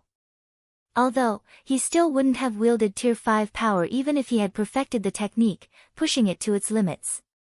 It only would have saved him from most of the damage he had suffered encountering the Demon King's hand. But that counterattack was his current limit. Even after forcing himself to Tier 4, executing Lightshadow perfectly was practically impossible. Mana techniques weren't like combat techniques, they focused on mana manipulation. With a combat technique, the stronger a player's physique was, the easier it would be to execute. In other words, higher-tiered players had an easier time using their combat techniques. However, the opposite was true for mana techniques. The higher-tiered a player was, they would have access to more mana to control, and as a result, controlling mana became more difficult as players reached higher tiers. Just using Lightshadow at Tier 4 had depleted more than half of his concentration. His consumption rate had been many times higher than when he used the technique at Tier 3. "Since you're done, Commander Troubled, it's my turn." Shifeng snapped, shifting his gaze to the dazed berserker a short distance away. Shifeng hadn't been loud, but when the Sentinel Shelter's survivors heard him, their scalps went numb as fear overcame them. Even Troubled Time's instincts screamed at him to run, and he took an involuntary step back for each step Shifeng took toward him. This swordsman was monstrously strong. The man had actually survived a hit from the Demon King's hand. Troubled Times couldn't even imagine what he could do against Shifeng. Although he knew that Shifeng was on his last leg after countering the Tier 5 attack, and he could probably kill the swordsman with a normal attack, he was afraid. He was even terrified of trying. No one could guarantee that Shifeng didn't have another trick up his sleeve. Moreover, demon players paid a much greater price than human players when they died, especially demon viscounts like Troubled Times. The crowd only gasped as they watched. He can still fight in such a state. Graceful Monarch's mind was blown when she sensed Shifeng's aura, which was growing stronger, not weaker. Even she was confident that she could easily defeat Shifeng in his current state, not to mention the demonized Troubled Times, but when she looked at the swordsman as he slowly approached Troubled Times, her instincts warned her to flee. "Black Flame, I surrender. But, don't you dare assume that Sentinel Shelter will just give up. It won't be long before our shelter takes Shelter 1 for our own." Troubled Times growled, mustering some courage. The berserker then pulled an ancient, silver magic scroll from his bag and activated it without hesitation. The spell immediately rent space before him. Rather than an endless void, however, players saw a burning forest within the tear. They also caught glimpses of a city enveloped in darkness among the burning trees. A boundary breaker scroll. Shifeng was slightly surprised to see the spatial tear. He had never thought Troubled Times would have such a precious scroll. The Boundary Breaker Scroll was one of God's domain's super-rare ancient magic scrolls. As long as one had a location's coordinates, they could teleport to that location from anywhere in the game, even from another world or continent. The scroll would even prove effective in frozen space. It was an invaluable tool that players could even use to flee from Tier 5 monsters. Players and powers in the past had even spent 5,000 gold on a single Boundary Breaker scroll, and even then, very few players had been willing to sell their scrolls. "Just you wait, Black Flame. The next time we meet, your Shelter 1 will fall," Troubled Times promised, sneering at Shifeng. He then jumped through the spatial tear, vanishing from the Dark Denver. Every player from the Extreme Light Shelter and Blue Frost's team was stunned. None of them had expected Troubled Times to escape after his ruthless rambling. Moreover, he had fled without a second thought. Troubled Times was known for his courage in the Dark Denver.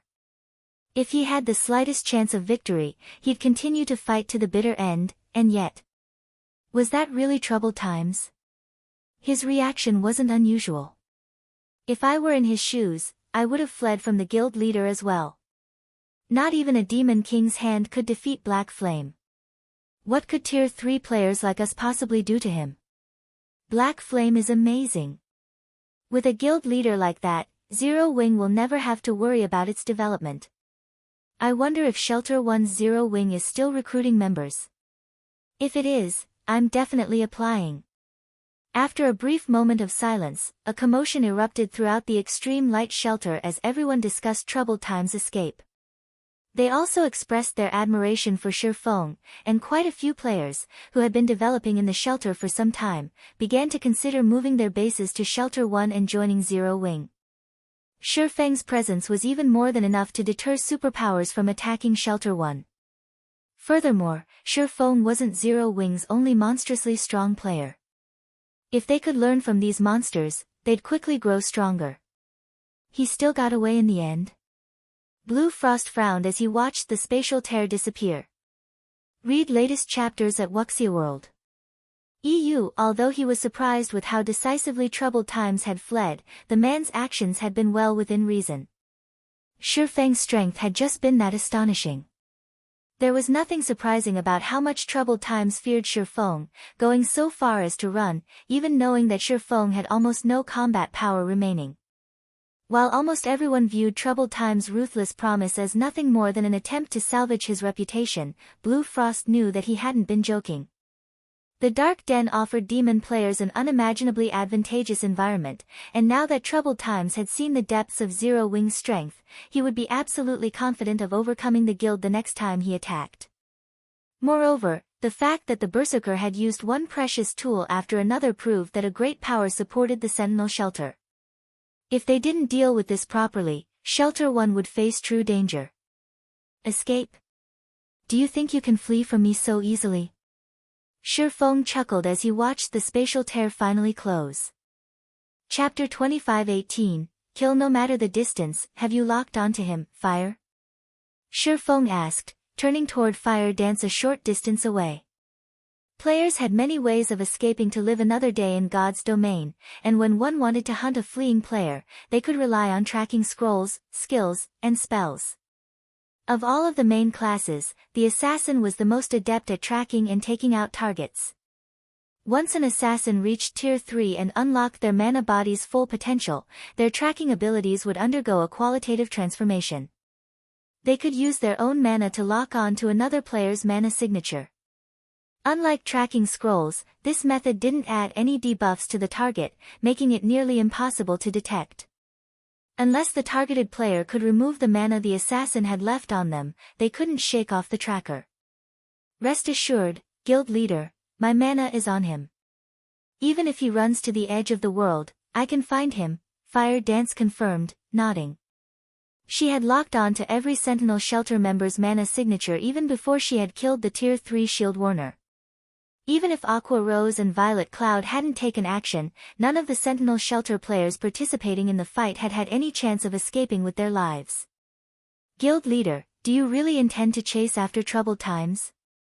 The Spatial Tier's destination is a city enveloped in darkness energy.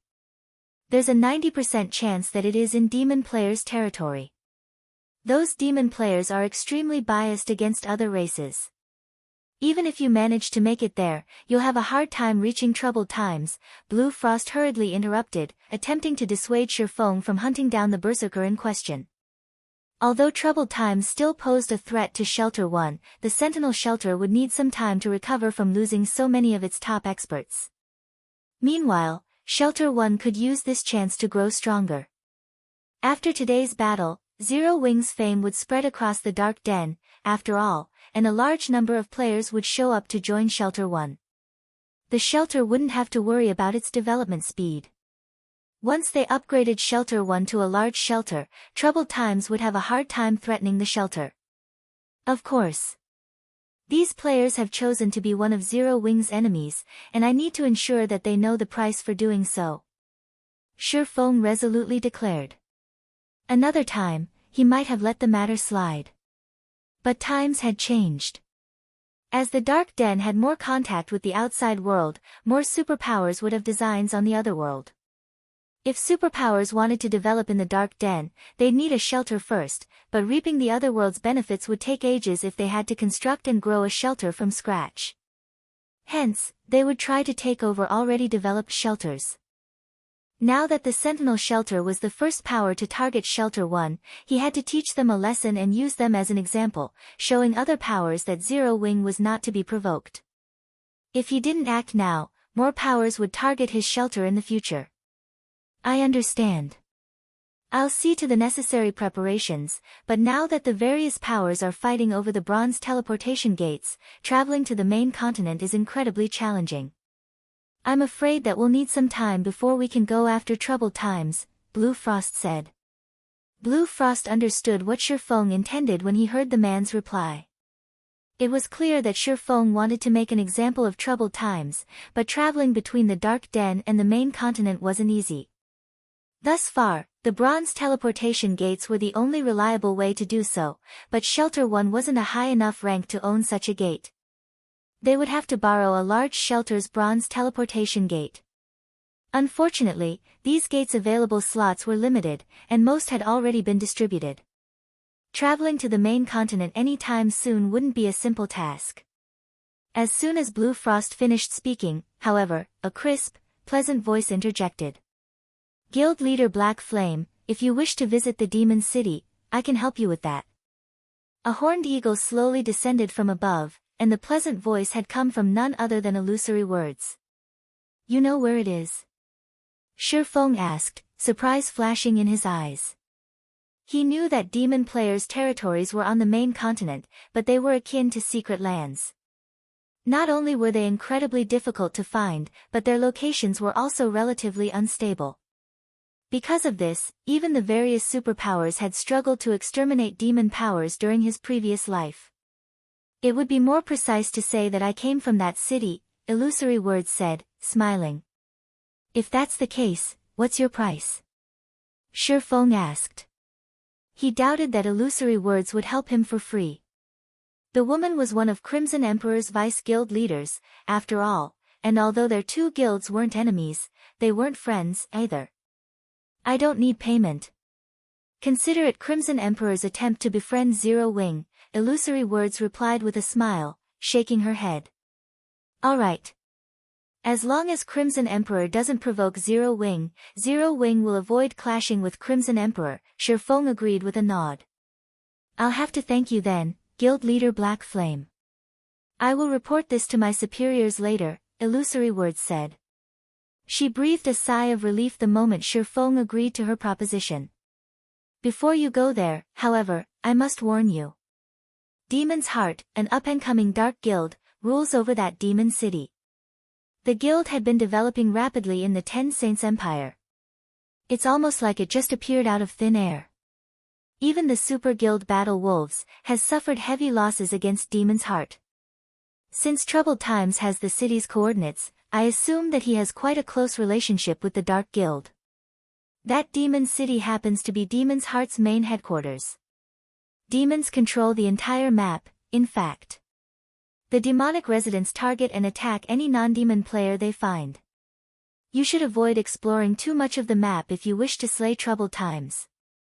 While Illusory Words had explained the situation, Blue Frost, who had initially approved of the hunt, revealed a grim expression. They might not have had an issue if Troubled Times' relationship with Demon's Heart had been only on the surface, but it'd be a different story if he were close with the Dark Guild. Even super guilds had a headache when it came to Demon's Heart. If Troubled Times hid within the Dark Guild's headquarters, trying to hunt him down would be suicidal. Demon's Heart? So, that's why he was so confident. Realization dawned on Shifeng. Read latest chapters at Wuxia World. EU Demon's Heart had been one of the 6 great dark guilds in God's domain during his past. The entire guild consisted of demon players, and although it didn't have as many players as other superpowers, every member had extraordinary combat power. Ordinary players had had no chance against them. Many super guilds had suffered huge losses at the hands of Demon's Heart back then. The Dark Guild had even slain several super guilds' guild leaders. It was practically as powerful as the 5 great super guilds. As far as Shifeng could remember, Demon's Heart had begun to grow stronger around this time during his previous life, too. If Troubled Times thinks he can take Zero Wing on just because he's got a powerful backer, he is sorely mistaken. When Shifeng recalled Troubled Times' bold exit, he sneered. He turned to Illusory Words, asking, Vice Guild Leader Illusory, how many people can you help me transport to the main continent? I don't have many slots available. May I know how many people you wish to take with you, Guild Leader Black Flame? If I don't have enough, I can borrow some slots from other guilds, Illusory Words offered after giving the matter some thought. A little over 300. Chapter 25:19, Descending Toward Demon Territory, over 300? Illusory Words could not help but be stunned when she heard how many players Shifeng planned to take with him. As far as she was concerned, Shifeng would be lucky to take 20 experts with him. They were talking about infiltrating demon territory, after all. Not only did powerful monsters wander the map, but there were also many powerful demons and demon players in the area. Human players wouldn't make it to the map without Demon's Heart's permission. Even Tier 3 experts would have a hard time surviving in the map. Once a human player was discovered, they'd be persecuted by an endless number of demon players. Meanwhile, one would have to be stealthy and wait for the opportune moment to strike if they wanted to slay a specific player in the map. Shifeng, however, wanted to take over 300 players with him on his hunt for Troubled Times. Evading detection in demon territory would be nearly impossible with such a large group. Are you not capable of transporting so many people? Shifeng asked when he noticed Illusory Words' astonished expression. Since he was heading back to the main continent, Shifeng couldn't leave the Hell Legion stuck in the Dark Denver. Moreover, he wanted to make an example of Troubled Times. If he killed the Berserker off in secret, the man's death wouldn't become the deterrent he wanted. He needed the kill to have enough fanfare that it would prevent other powers from targeting Shelter 1 in the future. Although demon territories were akin to forbidden lands for ordinary expert teams, his was no ordinary team. It was Netherworld Empires, one of the 5 great super guilds in God's domain, strongest trump card legion. The very idea that the Hell Legion couldn't move throughout demon territory was a joke. It's possible, but I'll need some time. Would you be willing to wait a while, Guild Leader Black Flame? Illusory Words asked after snapping out of her daze. How long will you need? Shifeng asked. I should be able to arrange it within roughly 6 hours, Illusory Words confidently replied. All right. I'll have to trouble you then, Vice Guild Leader Illusory. Shifeng breathed a sigh of relief when Illusory Words said she'd only need 6 hours or so. Fire Dance had used her mana to lock onto Troubled Times, but the technique wouldn't last long. At most, her mana would remain on her target for 2 days. After that, her mana would leave Troubled Times, and hunting him down would be almost impossible. Once Illusory Words and Shifeng had finished their discussion, the Vice Guild Leader left the extreme light shelter atop her flying mount to see to the necessary preparations. Meanwhile, Shifeng led Blue Frost and the others into the shelter to rest while he waited for Illusory Words to contact him. While they rested in the extreme light shelter, news of Zero Wing's battle with the Sentinel shelter spread like wildfire. For a while, all of the Dark Den was in an uproar over the event. No one had ever thought a player could counter a demon god's hand and scare the Sentinel shelter's strongest expert, Troubled Times, away. While this news spread, word of Shifeng's hunt for Troubled Times shook the Dark Den's various shelters. It was a hot topic among countless players in the otherworld. What? Zero Wing is going to hunt down Troubled Times? How ruthless. But I like it. If Zero Wing succeeds, the Sentinel shelter is as good as finished. That shouldn't be possible. Troubled Times is no fool. Once he discovers a marker on him, he'll just wait in the city until it disappears. Zero Wing won't be able to reach him. That's why the guild is taking over 300 players on the hunt. I bet that Zero Wing won't hesitate to kill him even in a city. Troubled Times is pitiful. With so many experts going after him at the same time, he has no chance of surviving. I don't think Troubled Times will lose everything. I'm sure he'll take all of those experts with him to the grave. It really makes you wonder what Zero Wing is thinking by pulling such a crazy stunt. Zero Wing's generosity equally shocked and confused the Dark Den's players. They had never thought that Zero Wing was ruthless enough to gamble the lives of 300+ experts just to take out a defeated general. Even if Zero Wing succeeded, the guild would suffer massive losses. Lava Valley, Demon City, several middle-aged men, one of which was none other than Troubled Times, the commander of the Sentinel Shelter's #1 adventurer team, sat around a table in one of Demon City's high-class bars. Commander Troubled, the Zero Wing you spoke of is insane. The guild actually plans to come here just to deal with you. It's just 300+ experts. If they dare come to this city with so few players, they'll be wiped out before they even reach the city gates. I know, right? We're in demon territory. Zero Wing's experts won't even get past the several large adventurer teams in the surrounding area. Even if they're lucky enough to make it here, Demon's Heart controls this city. Even dragons would have to lay low here. When the middle-aged men around Troubled Times heard this, they all laughed. The Sentinel Shelter was no match for Zero Wing in the Dark Den, but it would be a different story in Demon City. Even if Zero Wing's 300+ experts magically appeared in the city, they couldn't touch Troubled Times. Attacking a player in Demon City meant declaring war against Demon's Heart. Right, Elder Heart, when will Vice Guild Leader Light return? Troubled Times asked a level 108, Tier 3 Elementalist. Does he need anything of me? The Vice Guild Leader is currently meeting with an important person, so he told us to rest for now. He's already commissioned the city's large adventurer teams to deal with the Zero Wing issue, rest assured. I doubt you'll even get to see Zero Wing's experts by the time this has been settled, the elementalist named Furious Heart replied, smiling. The city's large adventurer teams are getting involved. The news allowed Troubled Times to breathe a sigh of relief. Demon City's large adventurer teams wouldn't be able to harm Shifeng in the outside world. At best, they might take out Zero Wing's other experts, but in demon territory, non-demon players were severely suppressed. They wouldn't be able to use their berserk skills. In other words, the terrifying berserk skill Shifeng had used in the Dark Den wouldn't be available to him. Shifeng would have to face a large number of demon players and a few that had basic attributes on par with or greater than Troubled Times. While Troubled Times chatted with Demon's Heart's elders, a 5-meter-tall, space-time gate appeared in a volcanic region within the Lava Valley's outer area. Read latest chapters at Wuxia World. Numerous figures burst forth from the gate, and leading the group was none other than Shifeng. I'm finally back. Shifeng gave a rueful sigh when he felt the familiar mana around him.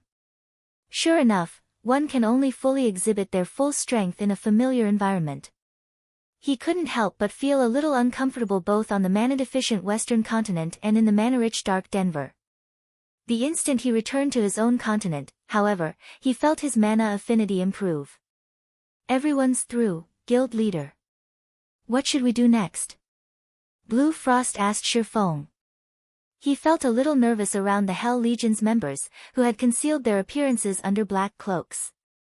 Good. Since everyone's here, it's time we pay Demon City a visit. Shifeng declared with a grin. He then had Fire Dance lead the way toward Troubled Times.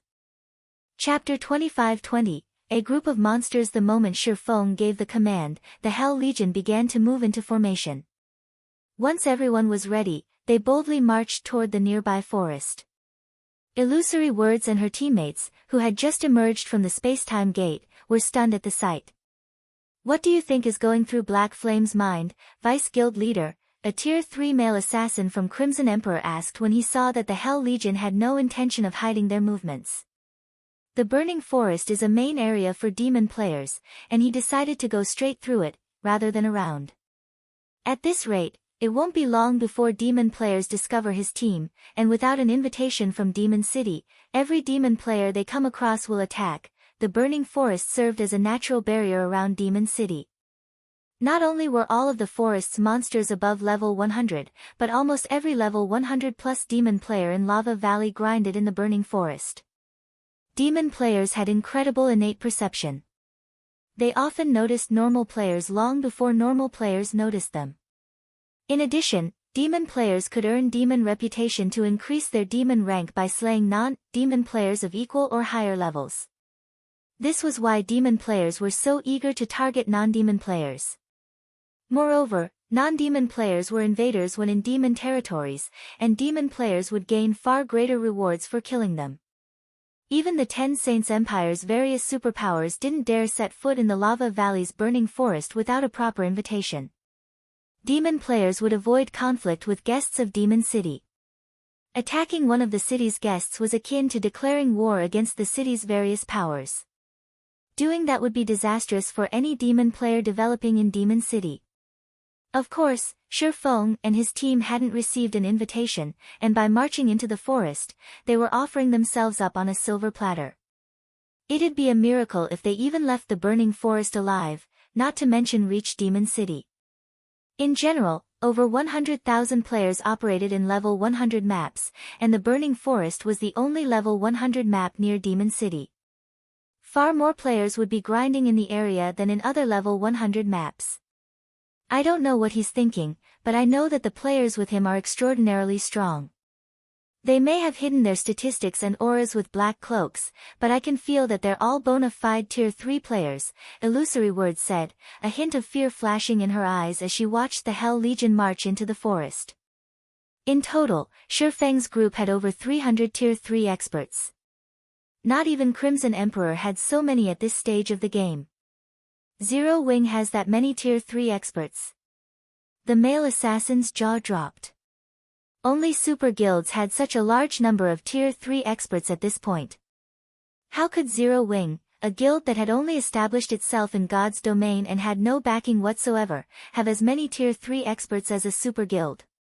While Illusory Words and the male assassin shared their shock over the number of tier 3 experts Zero Wing had just sent into the burning forest, a young man in white robes and surrounded by the power of darkness stepped through the space-time gate, sneering when he overheard the two players' conversation. The fact that Zero Wing has over 300 tier 3 experts is indeed surprising. Unfortunately, that force isn't nearly enough to get through the burning forest, the young man said, realizing that Shi Feng's group had already disappeared into the woods. This is just a repeat of Battle Wolves' attempt to invade Demon City. Not only had Battle Wolves dispatched over 300 tier 3 experts, but it had also sent an army of over 100,000 tier 2 experts. In the end, Battle Wolves' army had been annihilated before it had reached the city. I've also heard that Demon's Heart has hired the city's large adventurer teams to stop Zero Wing's force. Those adventurer teams don't have a lot of members, but every one of them is strong enough to deter superpowers. If they work together, Zero Wing won't stand a chance. Neither the male assassin nor Illusory Words tried to argue with the white-clad youth. He had only spoken the truth. In fact, the boy's evaluation of Demon City's large adventurer teams was a little humble. Battle Wolves' army had suffered tremendous losses against those large adventurer teams, and they had undoubtedly grown stronger since slaughtering the guild's members. As the white-clad youth and Illusory Words quietly discussed the situation, a party of demon players had discovered Shi Feng's team. Why have so many human players come to the burning forest? Are they the bounty targets Demon's Heart announced? And here I thought Demon's Heart was joking.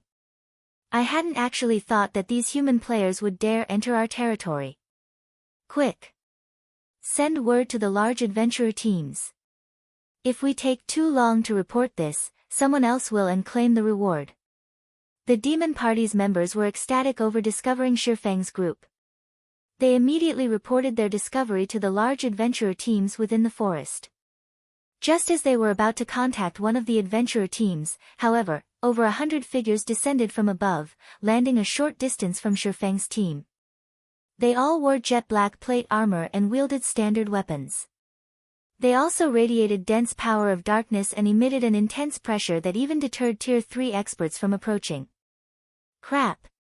How is our luck so bad? I didn't know there was a demon patrol squad nearby. I guess we won't get credit for the discovery. After all, when the demon party members saw the figures in black, they could not help but shake their heads and sigh dejectedly. The burning forest was demon territory, and demon squads patrolled the area. Every one of these squads consisted of up to 3 tier 4 great demons and 100 tier 3 advanced demons. They also maintained a 10-level gap above Demon City's mainstream players. They weren't a force players should take lightly. These demon patrol squads were a large part of the reason that the Battle Wolves' crusade on Demon City had failed before it had even reached the city gates. Now that one of these squads had discovered Shifeng's team, annihilation was almost certain. Furthermore, these demons had wings and were capable of flight. Even if Shifeng's group could fly, they wouldn't escape. Read latest chapters at Wuxia World. The watching demon players expected Shifeng's group to turn and flee, but they didn't. Rather, they took the initiative to charge at the demon patrol squad as if they had just found their prey. The Guardian Knight leading the charge bashed his shield into one of the level 115, tier 4 great demons, which subsequently lost its balance and stumbled half a step back. That Guardian Knight's strength was unbelievable. A 3-meter-tall man and his emaciated companion proceeded to pin down the other 2 tier 4 great demons. The tier 3 advanced demons wanted to help, but other members of Shifeng's team got in their way. Shifeng's team suppressed the demon patrol squad, which normally had an overwhelming advantage over players. The demons struggled against the players attacking them, unable to cooperate while their HPs visibly plummeted. In less than 30 minutes, the entire demon patrol squad had been eliminated. Not a single demon had escaped with its life.